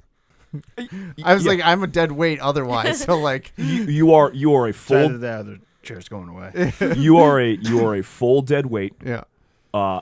But it is a rocking chair, so Okay. she manages to pull and tip you out onto the floor. And once he's out of the chair, you rouse. Okay. You feel pretty comfortable. It feels like you took like a real nice little power nap. Yeah. Yeah, it takes Aviva, like, she's real confident strolling over, but she's forgetting Dan. So the one-handed grip certainly does not last. She has to transfer him down pretty quickly. I was like, I think you could do it if I was like helping, like when I was awake. But if I was just dead weight, I'd just be like No, the fact that it's a rocking chair Yeah, definitely it's- helps. yeah. It's a geek chair. John's gonna casually move the rocking chair so that it's facing a corner and not in the way. You okay, Dan? yeah, just leave me on the floor. That's fine. No, stand up. I don't want. Don't fall asleep. Why? Because if you fall asleep here, you'll stay forever. My bones were exposed. Dan gets nudged with the beat-up boot. Oh God, what? What? We're in a cabin. It's not a real cabin. It's a dream cabin. It's not even a dream cabin. What's it's a the hedge difference? cabin. A big difference, Dan. Aviva keeps on nudging Dan, more in the vein of someone entertaining herself. I'm gonna start snuggling your leg. There's a strange pause from Aviva, who's really not sure what to do with that, and she kind of looks at Jesse for help. Jesse, who had been a direwolf when you guys were watching him, has slowly transformed, but apparently out of sight, because he is now back in his normal clothes, standing at the window, looking outside. So you open the shutters to look outside? Yeah. So outside, the cabin was out in the middle of the woods. And outside is what can best be described as a dark and dreary wood. Jesse, the best description for you would almost be like the spooky forest in a fairy tale, with old broken trees that stretch menacingly up towards the sky, many of which are wound and bound with thick brambles. There's a small path that leads from the front door deeper into the wood, but you hear like the caw of a crow and just little flowers that seem to bloom up around the cottage that like disappear as you get further and further away from them. What's this place smell like? In here, smells like, it's funny, there's obviously the smell of like wood smoke and the woods, the hearth and the old dirt. You smell food in here, but the food smells like Aunt June's diner. Like it smells like her food. Almost like a circus, kind of in like a very weird way. Outside, it smells like old dead wood. A very important thing to note for your senses. There is no twilight here. There is no reflection of this place. There is only this place. It reminds me like I'm in the Hyseal, but this place does not look anything like the Hyseal. No, it is. You see no spirits. But it is certainly almost like this comical reflection of the real world in a very different way that the Hyseal reflects the real world. You are Uratha, and the Hyseal makes a certain amount of sense to you. The realm of spirits. I mean, it is a bizarre realm. It is an alien realm. But it makes sense to one half of It me. makes sense to the spiritual half of you, the half of you that is spirit, not the half that is flesh. Right. This place doesn't make sense to either one. Jesse turns back to you when you kind of ask him for help, and he looks completely lost in thought. I'm sorry, what were you asking? There is a leech on me, and I'm pretty sure for some reason that Lola does not want us to get comfortable, even though that seems... Don't get comfortable. Yep. Don't eat the food. Don't drink the liquid. Don't do anything. We're not staying. This place, So many this, rules. This place smells like tricks. It is. Aviva starts just kind of like... It's not a kicking You said there's motion. a leech on you? It's that like motion where Very you're like big trying to Dan shake... reach. trying to shake something off your leg. Not a leech. Hold on, just give me a minute. It's really weird when you're like your bones feel air. Like it's always odd. Lola, I've seen you take way bigger hits than that. It doesn't mean I don't get to complain about it. Doesn't mean you get to cuddle about it either. Off. I mean, that's usually part of Okay, whatever. While this is going on, Lola is just trying to figure out how to begin to explain this with a word other than don't. Lola, whose trap is this? It's Dan's trap. It's the Gentry's trap. It's the Hedges' trap. Who are the Gentry? They're the keepers here. They're the ones that keep us. Is that who you're trying to protect us from? That and the hedge, and the wolves, and the goblins, and the huntsmen, and there's so many things that I need to protect you from here. Wolves? They're not real wolves. Not anymore. How do we get out? Okay, so short answer, there's an entrance back in Ashville from here that'll take us, if we can find our way to it, we can get right back into the center of town. The simplest way is to take a trod, but that's probably not the easiest way. I don't think there is an easy way. So the most important thing you need to know right now is that this place... Dan, are you up? Fine, up. Get on your feet. Fine. Everyone's so ungrateful. Not, but I'm not going to let myself feel angry about it right now. Dan, What? just letting you know, if you fall asleep in this place, your hands are going to get grubbled. Oh, yeah, they are. I'm gonna kill it. So you better stay on your feet. Hey, you know it is worth saying thanks, both of you, for fighting whatever the fuck that thing was. Golmoth. I don't think you have to thank us. That thing doesn't belong anywhere. No, it's good. Thank you. We weren't anywhere. It was like born out of something weird. It reminds me of stories of the Idigan. I don't think it was. Those things are supposed to like destroy entire regions of the world, but John, what did you say it was? It's something called a Golmoth. Like something at the place where they killed Jesus? And the reference. A Golmoth is a being that desperately seeks to return to where it is from, which is a wound that exists in reality.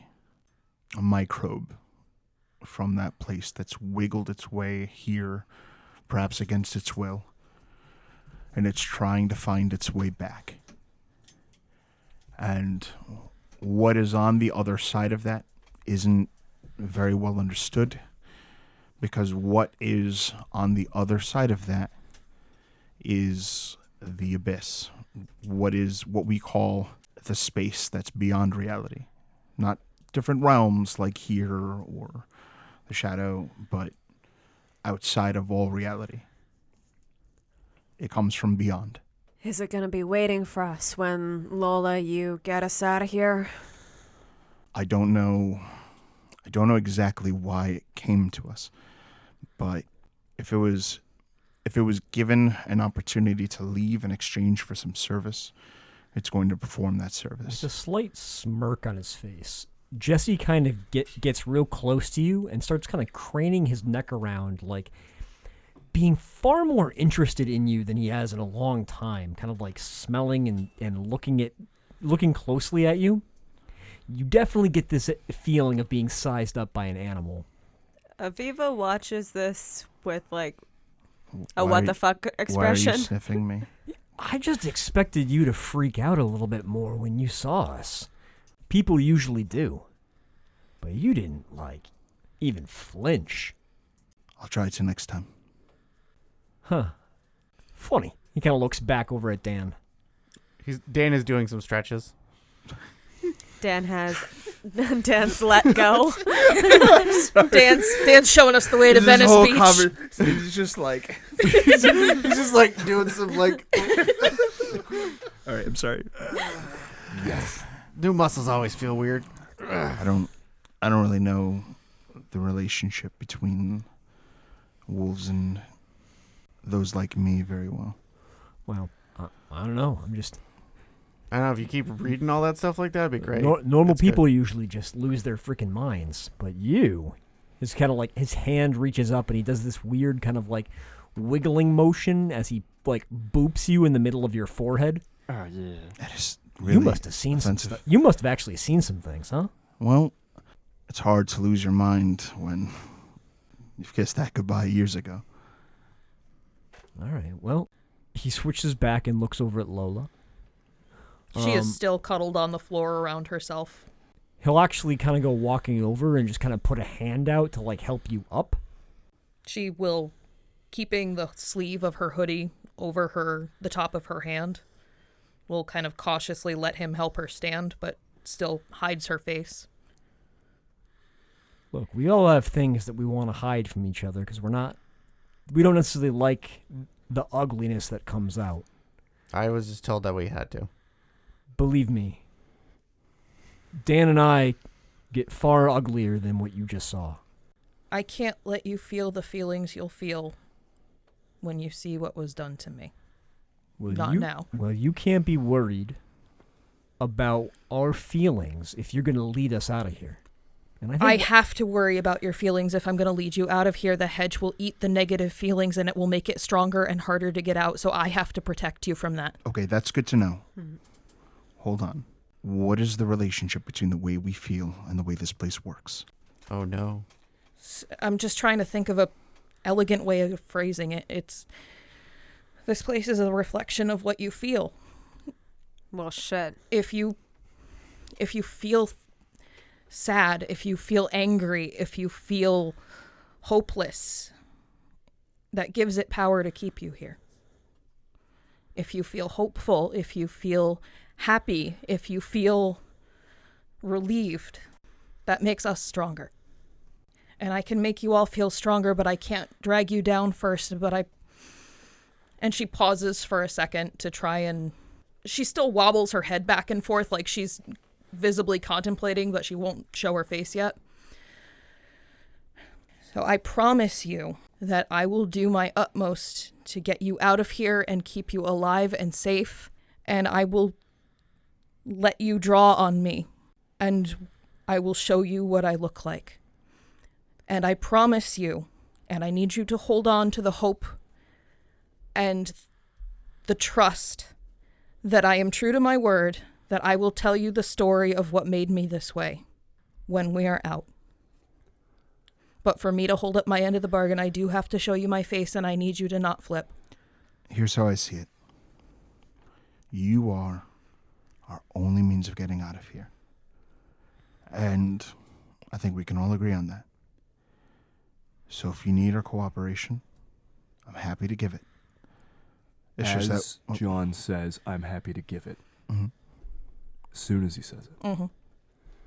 All of you feel the weight of an agreement made between John and Lola, between Lola and all of you.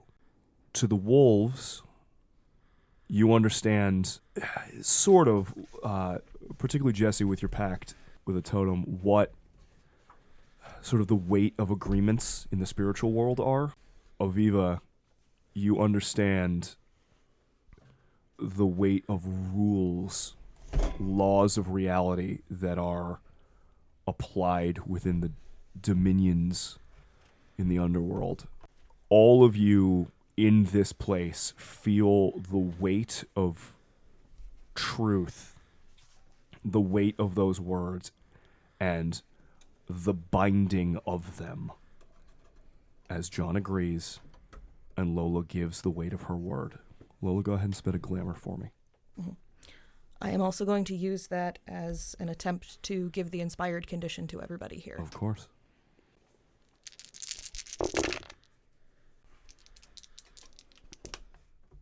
Four successes to give the inspired condition. Lead on, Fairest.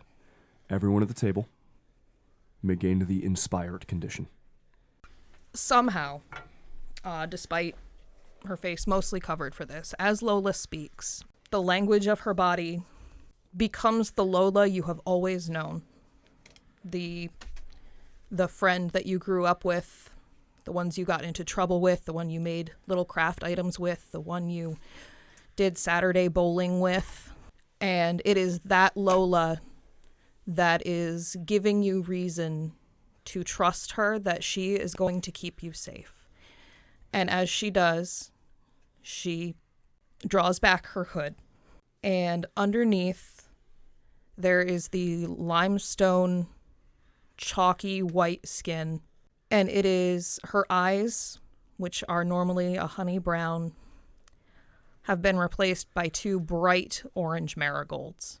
Her hair is now some kind of a succulent plant that is green where it grows from her head and electric blue where it falls, like it's been artificially created to change color. It is swept back and up, and her face and neck are covered with the same purple pattern.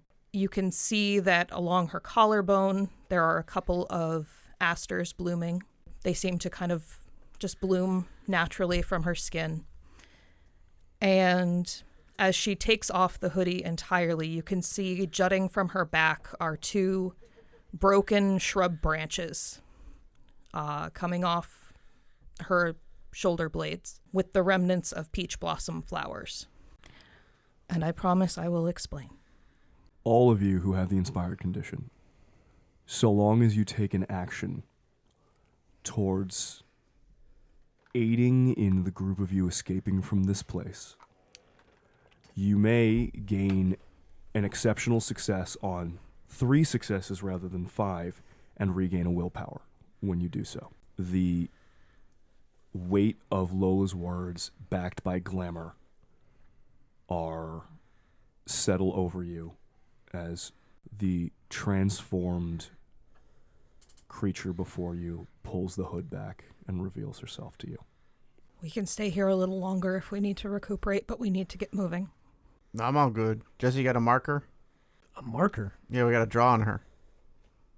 Why do you have to draw on me? That's what you said. I understand. Jesse cracks a smile. I don't know what I'm going to do. Like, maybe, As long as it's not dicks, I'm fine. I wouldn't do that. I didn't think you would. No. At that, there's kind of a look from Aviva over to Jesse, as if she might expect that to be more his action. Well, we are brothers. A series of nods, a roll of the eyes, but there's a smile kind of cracked about it. And she looks back to Lola, really like taking in the changes in appearance that she can see. She holds that look over for a bit. There's a lot of curiosity. There's no trace of disgust, or there's no trace of rejection. It almost seems as if Aviva is taking the changes in you as something natural or something beautiful. She just kind of like dips her head. She says, "What's this place make you match your last name or something?" No, that was Mother. There's a raise of the brow and a look at you, but Mother is a gentry. And if we see her, we run. all right. This is not up for debate. We run. Understood. You got She this. looks. She gives a very hard look at the werewolf brothers. If I see any butlers, I will attempt to run. She won't be a butler. You said gentry. That's what they're called here. We're moving as a pack, and you're leading the pack. We'll follow your lead.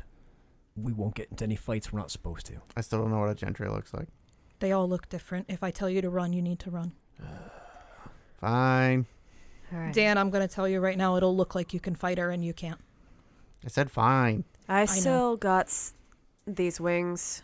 Do you want me giving oversight, or do you want me walking with the rest of you? I don't think you should stray too far. Dan, All right. Because you'll be spotted in the sky too. Dan, let's pretend this is a real bad section of the Hasil, and we're dealing with some really dangerous Magath. No, I already don't know what I'm doing, so that's fine. All right. Lolo clears his throat.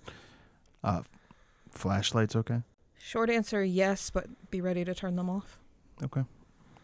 Thank you. Mm-hmm. I think it'd be a good idea if we shifted to Dalu for this.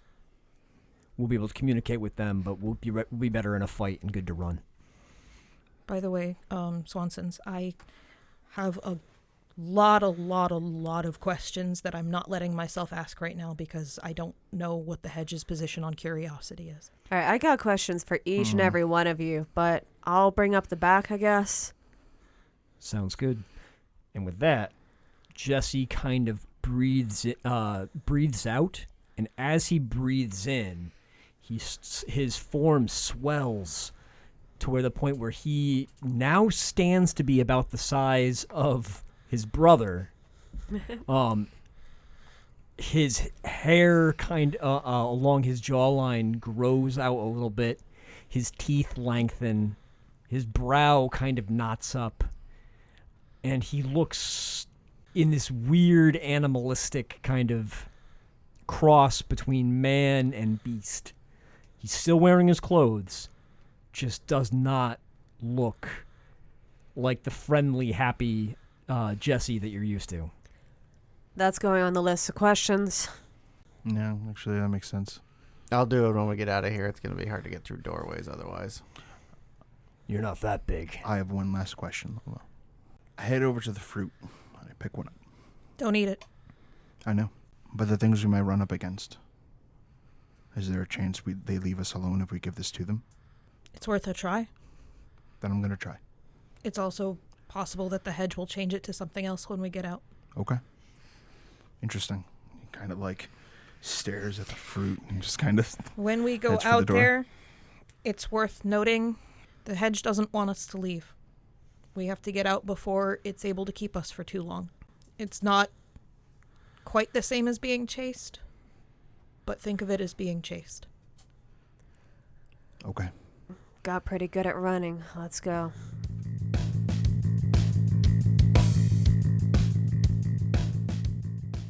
Jesse, you're standing by the window, and as they were all sort of talking about that, you notice the flowers that had been sort of growing near the cottage have changed. And they're all kind of straight up green, and they have these nice sort of drooping blue flowers.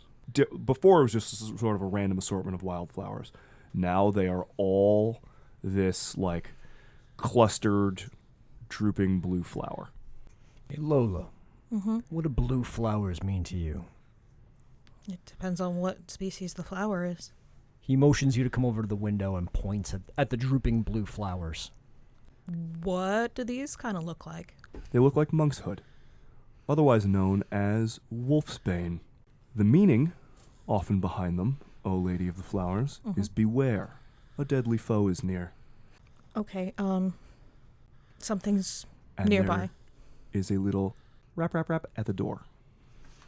Lola goes over to the door and kind of puts her hand on the handle. Who is it? Hello? Is the lady of the house about? What do you require of the lady of the house? Solely to give a message. It is my duty. Does this voice sound familiar? Not at all. Okay. Lola cautiously opens the door.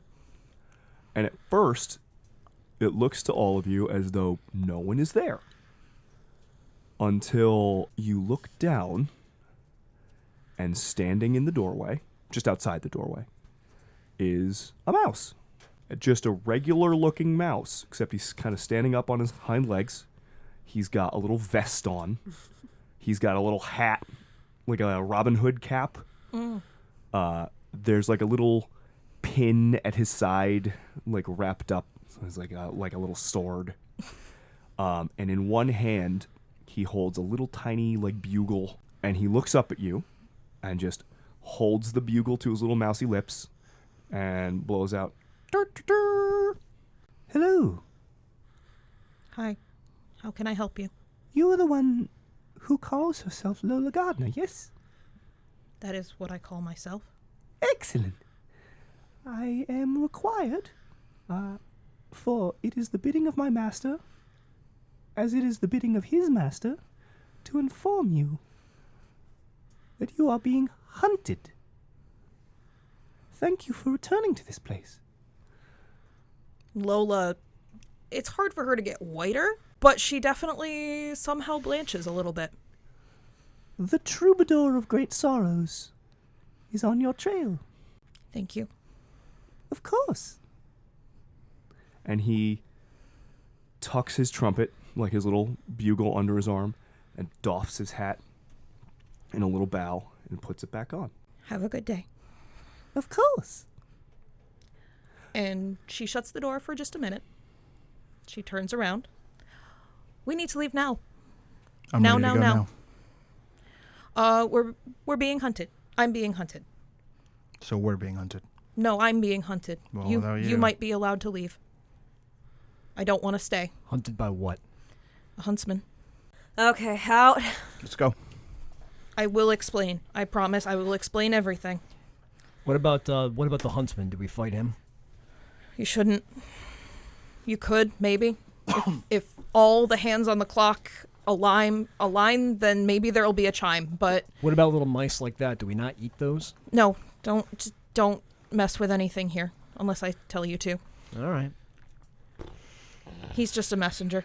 He might be worth some essence though. I don't know if anything here gives essence. I don't know what essence is. But I think if anything here, it would give me fuel, not you. Mousinger. I'm willing to find out. What about you, Dan? Yeah, we could always give it a bite. We should go. Taking a stabilizing breath, Lola steps through the door. Opens the door back up. Mm-hmm. The little mouse is just a little ways down the path at this point. He's a mouse. He's not moving very fast. Especially since he walks on his little hind legs. Is he actually mouse sized, or is he more like No, he's chinchilla sized? No, he's actually mouse sized. Okay. And so you are heading out through the hedge. Do you believe you have adequately prepped everyone? I don't believe there is such a thing as being adequately prepped to get a bunch of non-changelings out of the hedge. Not a bad way to put that. So here's how we're going to do this. Lola. Everyone split up. I mean, if you wanna. Please don't do that. Hey, Grubbler, can you go pin that mouse down? What? Go pin him down. Yeah, sure, man. You can grubble him a little bit if you want to. And the Grubbler, happy to, still not have gotten really in trouble for being in not the Hesil, scuttles down and just... I mean, he's about the size of a possum, and he just runs up on this mouse and pins it to the ground because it's a fucking mouse. Do you want to ask it some more questions? I just have the one. The mouse is shaking and it's a mouse. It's terrified. You have nothing to be afraid of as long as you're honest. Well, that's to be decided. We still might eat you. You have nothing to be afraid of from me as long as you're honest. Lady, I shall be as honest as I am permitted to be. Where's the huntsman? And with that, he starts to shake a little bit. You can't answer that, can you? You're not allowed. And it takes him a great deal of effort, but he shakes his head. Can you tell me which direction he's coming from? And he starts to shake a little bit more. And a little mousy tear runs down his face. All right, I feel kind of fucking bad.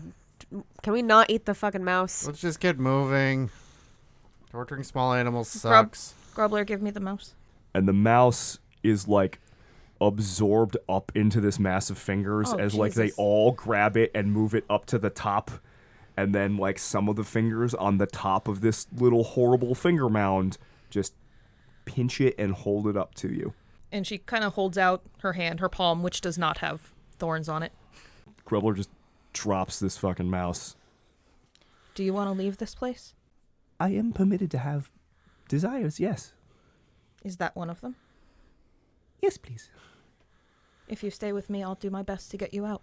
If you were to get me out, I would be in your debt, my lady. I understand.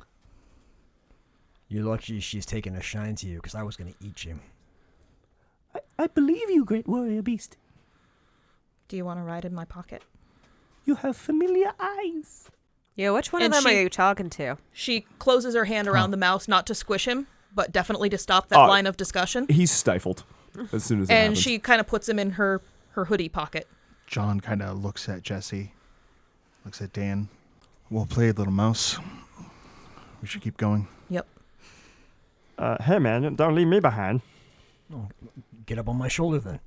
And he just Or, crawls. stay. It's fine. I You don't have a good life here. want to know what the hedge would do to him to No, make man, him there worse. ain't no Hesil here. I ain't getting home this way. You'll be fine. And he crawls his way up onto Jesse. All right, and Lola takes a minute to orient herself to try and figure out which direction is the best way to go. Okay.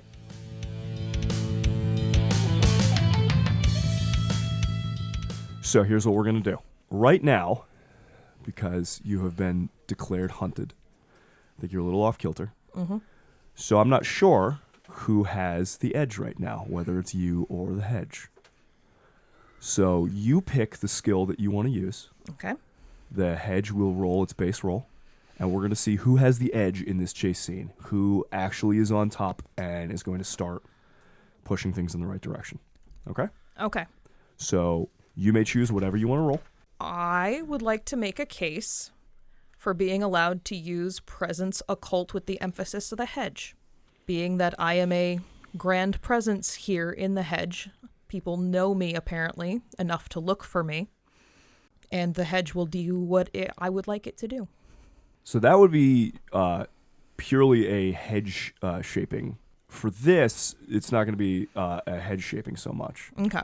I like the idea of the presence. I'm okay with that. There are goblins in the area you Mm-hmm. might be able to make contact with. Mm-hmm. What about empathy? Because changelings resonate with the hedge. It is very much a part of who they are. And they are a part of it, regardless of if they're there or not, but most when they're there. I can see a case for presence empathy, Okay. where you are just sort of radiating that, like, you are trying to lead by empathetic example here with those around you and keep everyone calm. It's almost like she's feeling the which paths, like she's like connecting to the plants themselves and like Yeah. feeling Yeah. which paths are right. Yeah, that's also very appropriate. Which is why I was going to say, I will assist if it's survival. Jessie is watching the way that she's navigating and has no fucking idea what she's doing. She's not following nature trails, man. She's just feeling her way through this nightmare world. I accept that. I mean, Aviva's willing to assist. She said she'd bring up the back, and I feel like she might have some perspective on how the plants are responding back to you as you're navigating the hedge. Okay. I am going to allow everyone who is assisting her to add a single die with an action.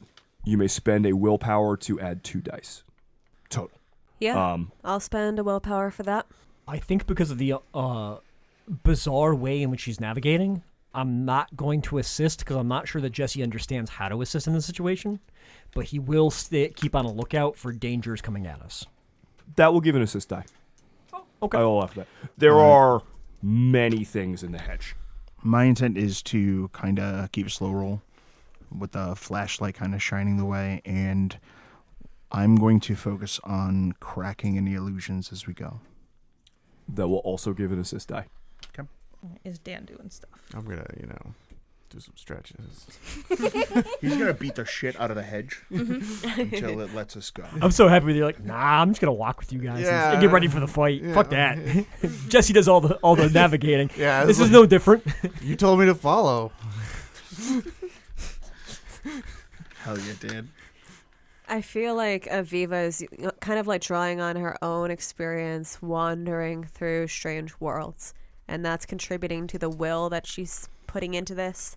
That she's like remembering her own lost journeys and trying to translate that empathetic understanding into how she's helping bring up the rear and like watch for those reactions in the hedge.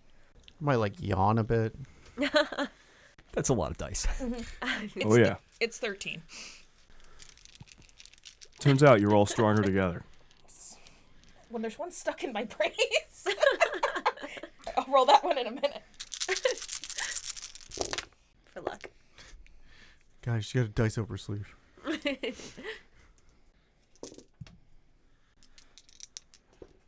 Did you get a success in that one that came out of your brace? Yes. Good. Thankfully, it wasn't abrasive. 6 successes. Not good. You held my tray for me. I'll co-sign on that joke, Garrett. Yeah. Let's go. So, 6 successes, and the hedge did not actually roll that well for the edge this time, and only has 1. That is an exceptional success for you. Now, this is not to navigate out. This was just to determine who had the edge here. Mm-hmm. You decidedly have the edge.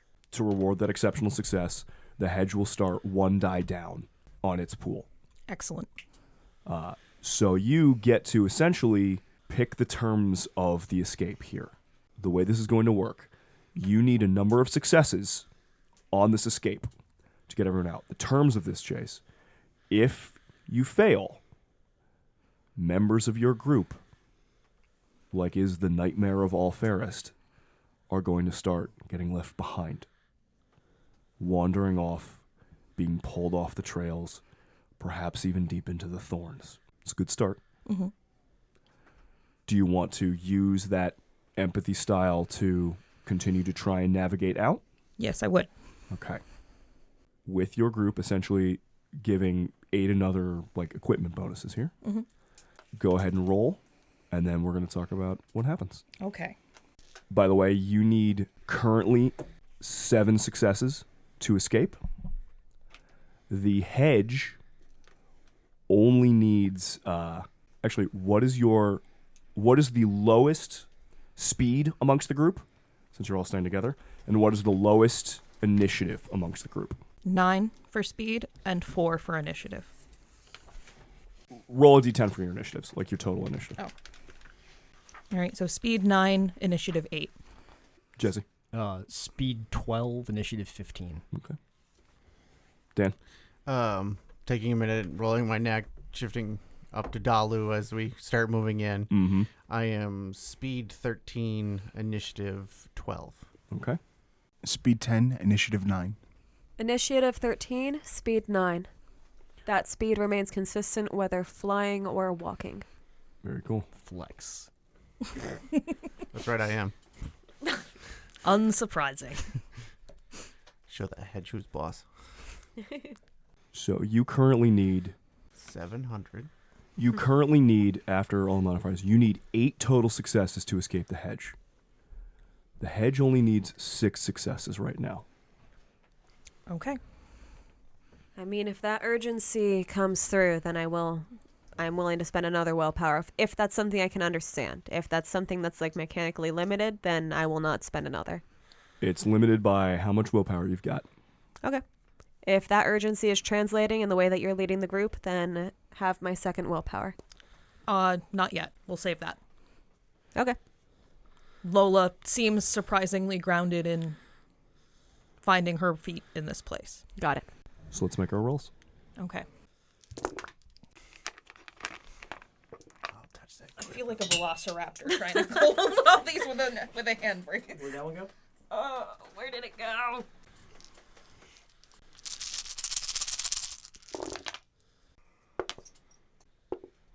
Five successes. You have 5. The hedge currently has 2. So you are 5 of 8. Yes. It is 2 of 6. Lola, you lead them with a little mouse squirming in your pocket. This motley crew through the deep, dark woods. Brambles rise up on all sides, and there are the sounds of animals, ravens' caws, and in the distance, the braying of hounds or perhaps wolves. Lola looks decidedly unwell when she hears the wolves. Walls of thorns and brambles that seem to reach up to the sky intertwine through these old, dark trees that seem to have evil countenances. You know that this is like a reflection of sort of the fears and stories about, hey, kids, stay out of the woods. Mm-hmm. All of you, as you're traveling, get these urges, these impulses, these sights and sounds that make you want to stray off whatever path that Lola is finding. Dan, Jesse,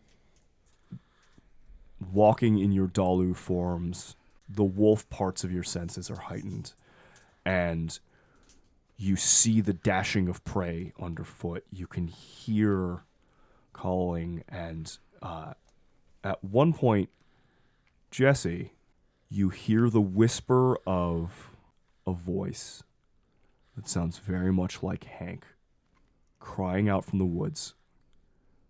Boys, Boys, are you there? Boys, I'm lost. I can't. Hello, boys? Lola will keep leading people on, not knowing if they're experiencing things.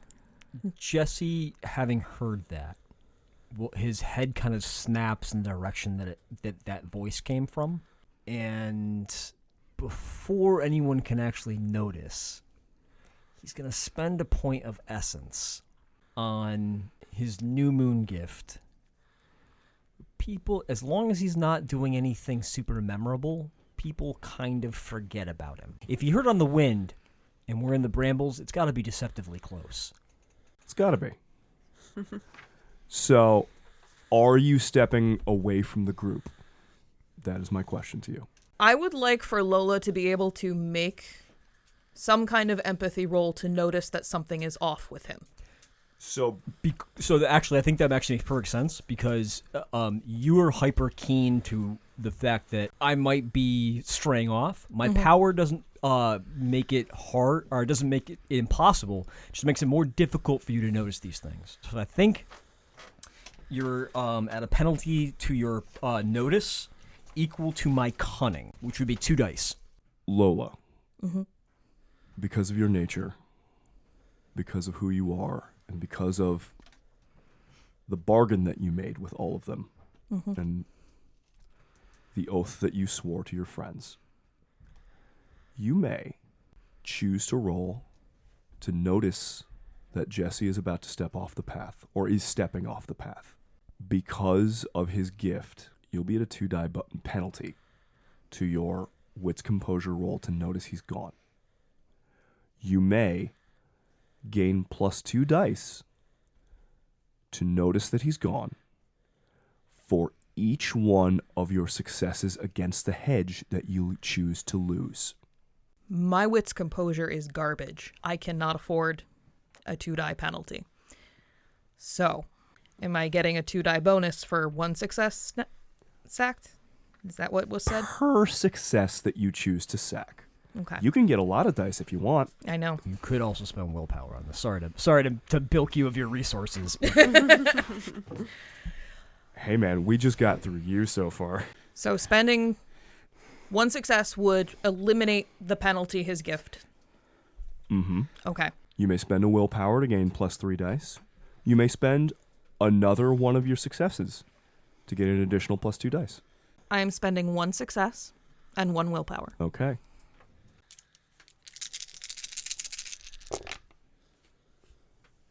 Do you have any successes? I have no successes.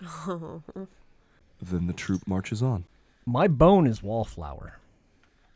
Might I gain some willpower from the fact that I am kind of just checking on this without the group worrying about me? We'll get back to you, Jesse. Okay. Or we won't, you know. It's nice having you.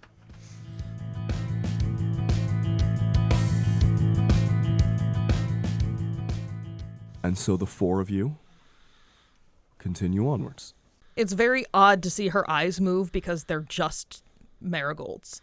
But like the petals flutter as if to indicate the shape of an eye moving. Dan, Yep. as you're walking, you recognize the road back to the cabin where your truck is. It's right there. Very easy to find and follow. All right, guys, we're in the right place. Stay with me. Yeah, it's right here on this road. No, she is walking left away into the woods. He like stops and points. He was like, "Yeah, this one right here." No, you need to follow me. Don't look at the road. Look at me. Dan is pointing just directly into a briar patch. There are tricks here. Oh my God, tricks! Yes. I hate tricks. For kids. Hey, Dan. Don't fall for the trick. I know not to fall for the tricks, You're too otherwise it's a big. trick. You're too big. That's actually not always to We my can favor. trust Lola. Well, okay, yes, but All right. That's all you need. This place will trick you into seeing things, hearing things, smelling things, touching things that aren't real. I got it. It's tricky. It's not all for you that I'm saying it. I want the hedge to know. You're talking to the plants? No, I'm talking to the hedge. A hedge is a plant. You are a very literal man, aren't you? It's helpful. Nothing here is literal. All right, I'm following. I don't need any lectures. So, is the illusion... Dan, this might actually be an illusion of your making. Like you looking for a way out is projecting the image of what it is I wasn't that looking. you would see as the way out. I was just following. But you're expecting something. Somehow it knew to show you. I guess. That's very interesting. It wants to make you part of it. It's going to try and understand you. We should be good. Jesse's good at tricks. Lola, Mm-hmm. make your next hedge navigation roll. Okay. As he says, Jesse's good at tricks. And you all think, yes, he is. Be great if he were with us. I'm going to spend one willpower, and I'm actually going to, at this point, I'm going to extend. I'm going to, I kind of stop, crouch down, and press my palm to the ground. And I'm going to activate Matter Sense. Okay. And try to basically extend my senses around to help Lola. Okay. I am not hurting you. I do speak a bit of an odd language as I take my time to do it.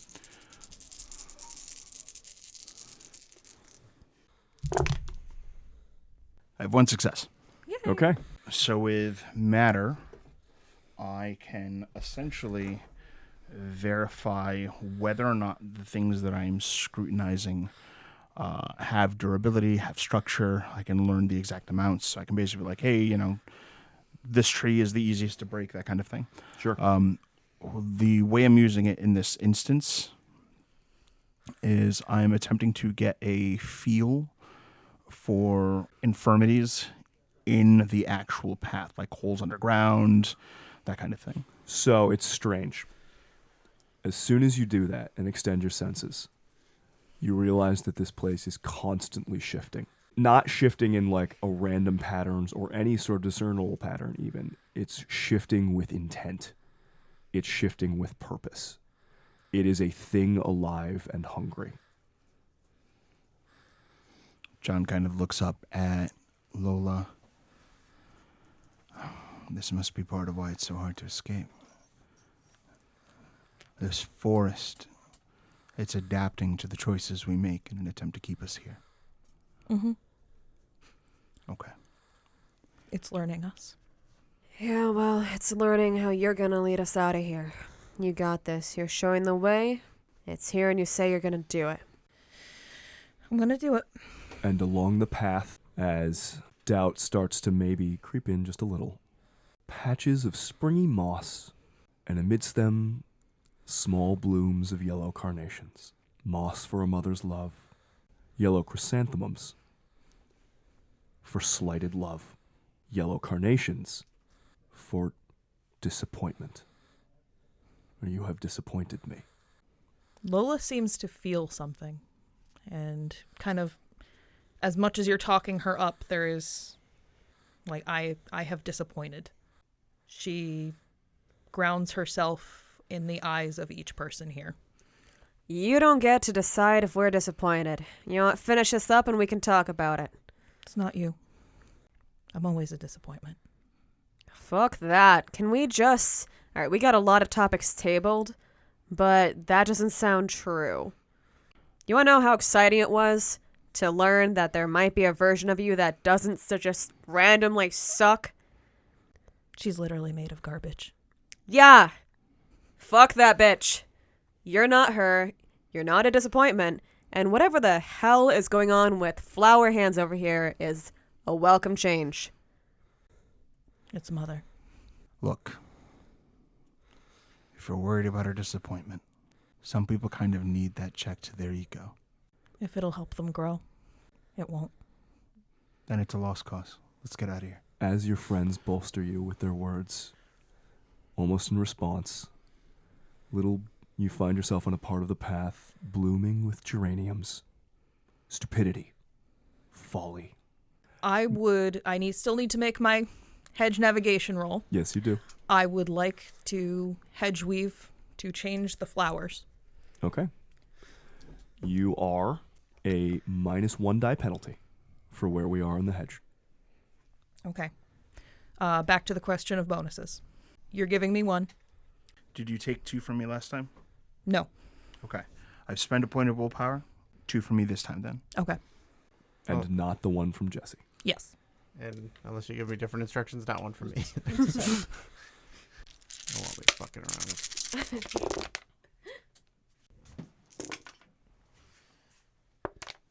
5. That will bring you to 9. It will only bring to 4. Lola, you think you know the way to get everyone out of the hedge. You think you can make it there.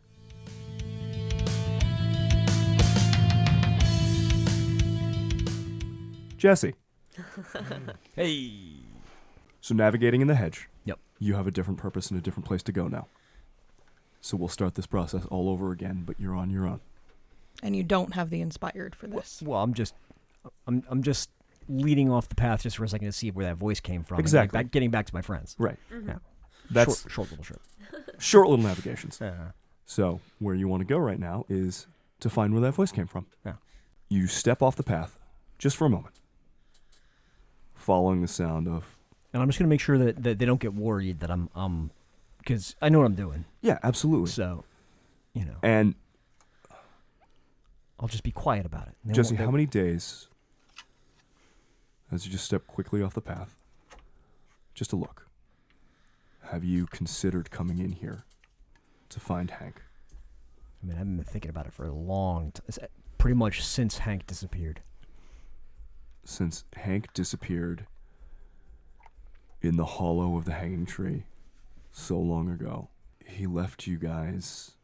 He's been in here. And the way that his voice sounded, and sounds again. Boys, someone. I think I'm confused. I don't know where I am. Please. Does that voice come from the same direction that I thought it was? Absolutely the same direction. Okay. So it's not bouncing around. No, it's out there. I look back to where the group is. You do not see them. They were just behind me, They right? were just behind you. But you are now realizing that you are alone in the woods. Jesse kind of face palms.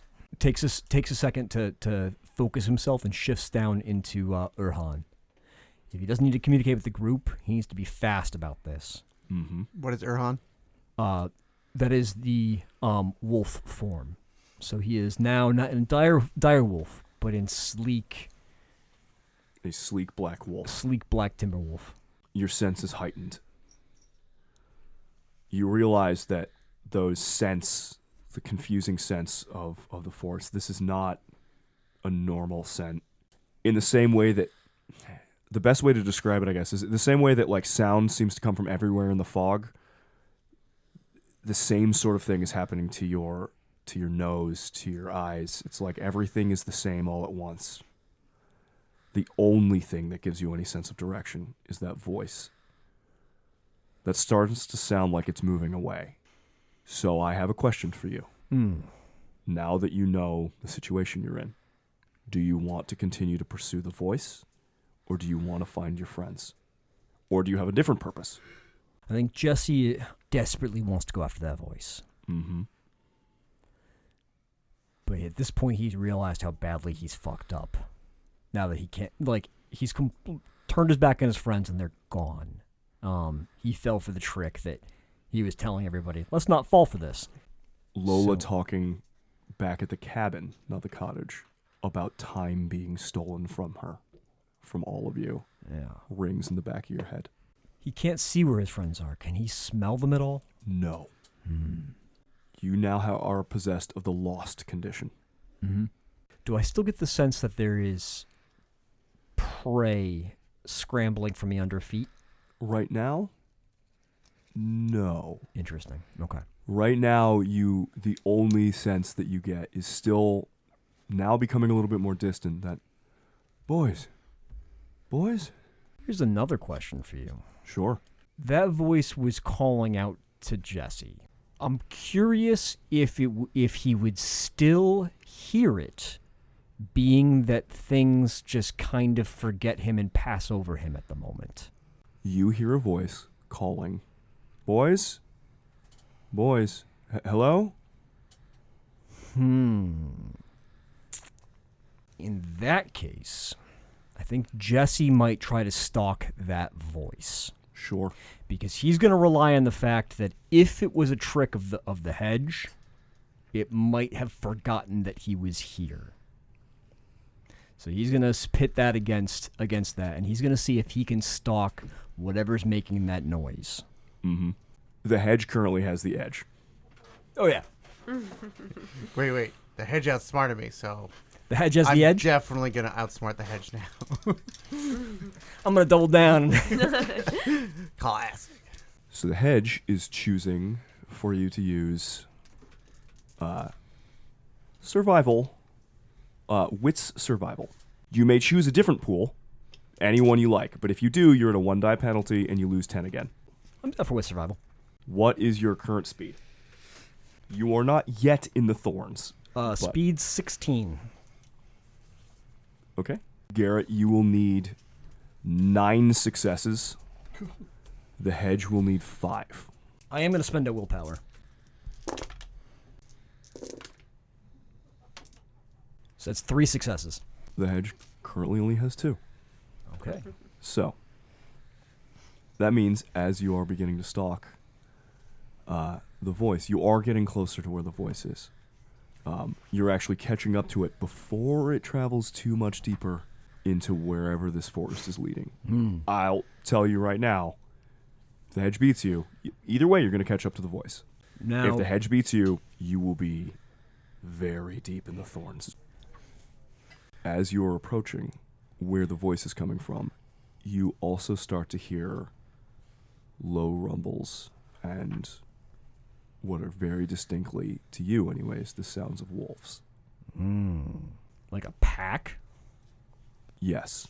And you see imprinted into the dirt in this forest, as you sort of like make your way around the brambles, you start to see those like little blue flowers again, like the ones that were near the cottage. And pressed into the dirt near a couple of them are wolf prints, but they are tracks. It is wolf's feet, but walking on its hind legs. Not quite like Garu, but something that's not Uratha. something. It does not smell of Uratha here. And because you are winning on the hedge, you are becoming alerted to that fact before it is becoming alerted to you. Okay.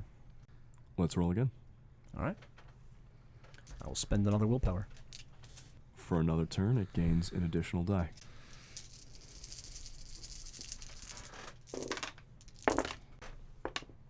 Only 2 successes. So a total of 5. It has a total of 4. It is 1 away from success. However, because you've gotten to 5 now, at this point, you will take the edge. All right. So I can choose my pool at this point? You may choose the pool, and the hedge will lose a couple of dice on its roll. Okay. Now, as you get closer, you start recognizing the signs of a den. Like there's a little hole, like a cave, as sort of the land begins to rise in the forest. There are bones and things about.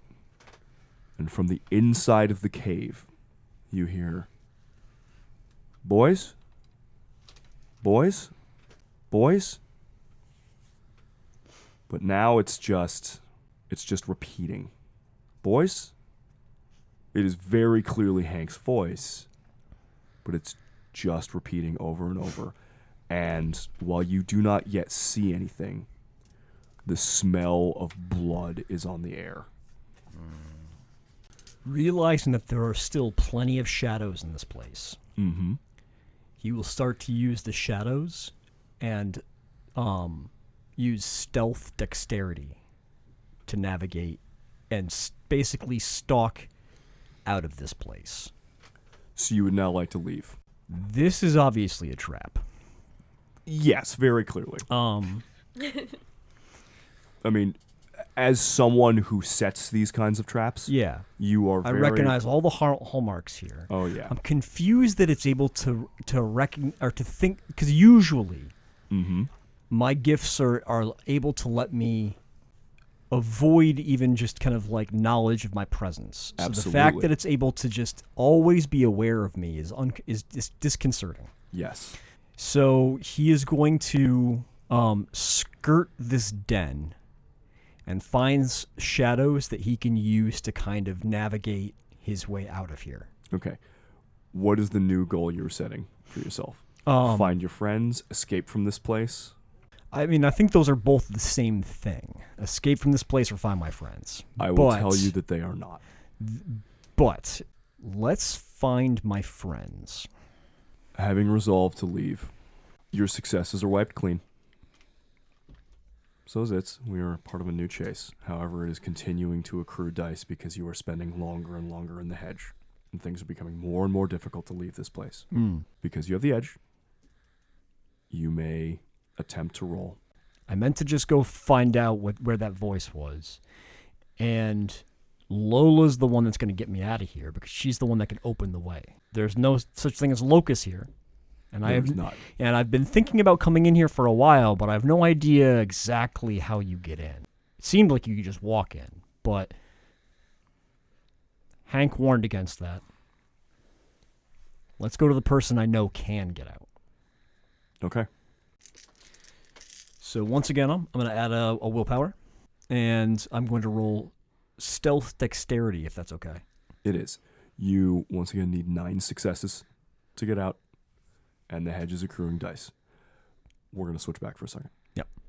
So as Jesse prepares to try and leave this den of wolves, Lola, the end is in sight. The hedge shifts. There are pockets of time that move very fast. There are pockets of time that move very slow.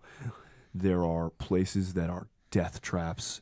There are paths that lead in eternal circles. You're keeping away from the regularly stepped trods because you know that while trods are much safer to travel than the regular hedge, with a huntsman after you, they also travel on the well-worn trods.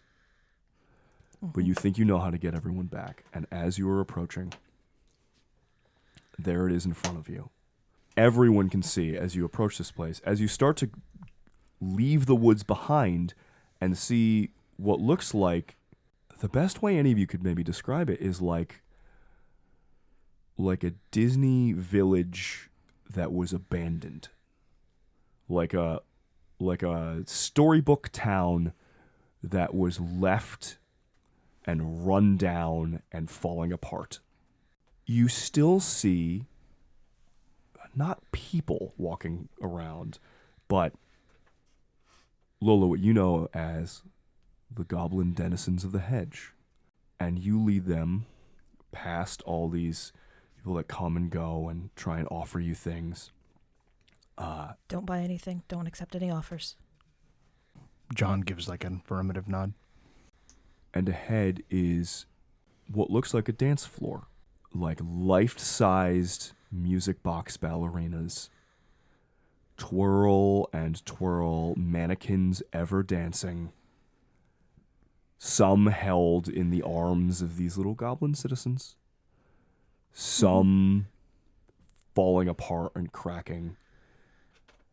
And on the other side is a large ballerina mirror wall. Freestanding, with a bar across it, except one of the panels has no bar. And you know that that is the way out. All right, this is how we go. Forgetting Ashville is an actual play Chronicles of Darkness podcast set in the fictional New England town of Ashville. Aviva Caradonna was played by Rebecca Steigelfest. Dan Swanson was played by Tim Davis. Jesse Swanson was played by Garrett Gabbey. John Taggert was played by Lex Lopez.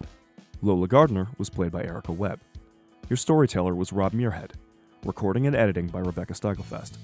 The music used in this episode was by Victoria Borodnova. You can find their music on pixabay.com. Forgetting Ashville uses the 2nd edition Chronicles of Darkness rule sets, including Changeling the Lost, Geist the Sin Eater, Mage the Awakening, Werewolf the Forsaken, and other Chronicles source materials, with a few select house rules. The Chronicles of Darkness are produced by Onyx Path Publishing. Make sure to subscribe to us on Spotify, Apple Podcasts, or wherever you get your podcasts. Follow us on Twitter at @PathOfNightPod, on Facebook at facebook.com/PathOfNightPodcast, or email us at pathofnightpodcast@gmail.com. You can help support the show at coffee.com/pathofnight. See you next time, Outsiders. Do you guys have deed names? I don't think we do, actually. I have no idea. Unless you give them to each other. That's honestly a question for you guys. Hank did not give them to you before he Well, disappeared, he's so. smelly, and, and I'm shit for brains. So The idea that Jesse is like, yes, Dan is, It's, Jesse Musk and Giant Brains, and we're here to save the day. all right. he lost the arm wrestling match. This is Dan does the reps. This is Dan Does the Reps, and Dan, you want to introduce me? Oh, that's Jesse. My name is Dan picks things up and puts them down. Dan, strong back, weak mind. Dan Flex. All right. Dan, girlfriend stealer. My name is Dan Suplex, and this is my brother Jesse Uppercut. Oh my god, that's it. He got it. He found it. This is Jesse Sweeps the Leg, and I'm Dan Rolling Suplex. Suplex City. I wouldn't blink if someone introduced themselves as Jesse Sweeps the Leg, honestly. Jesse from the top. I'm just like, brings the noise, brings the funk. Got to get extra levels on him too. My name is Dan Hurricane. I'm a 10th level Donna Namero Dote. I'm Dan Hurricane Swanson, and I'm Jesse Mikework Swanson. Jesse Restomps the Groin. Re-stomps the groin. Dan stomps the groin and Jesse re-stomps the groin. So to conclude, I do not think we have deep names. Not yet. We've been working on them though. Yeah. All right. Want to help us shop through some? Yeah, I actually got to work on mine. I need a shadow name.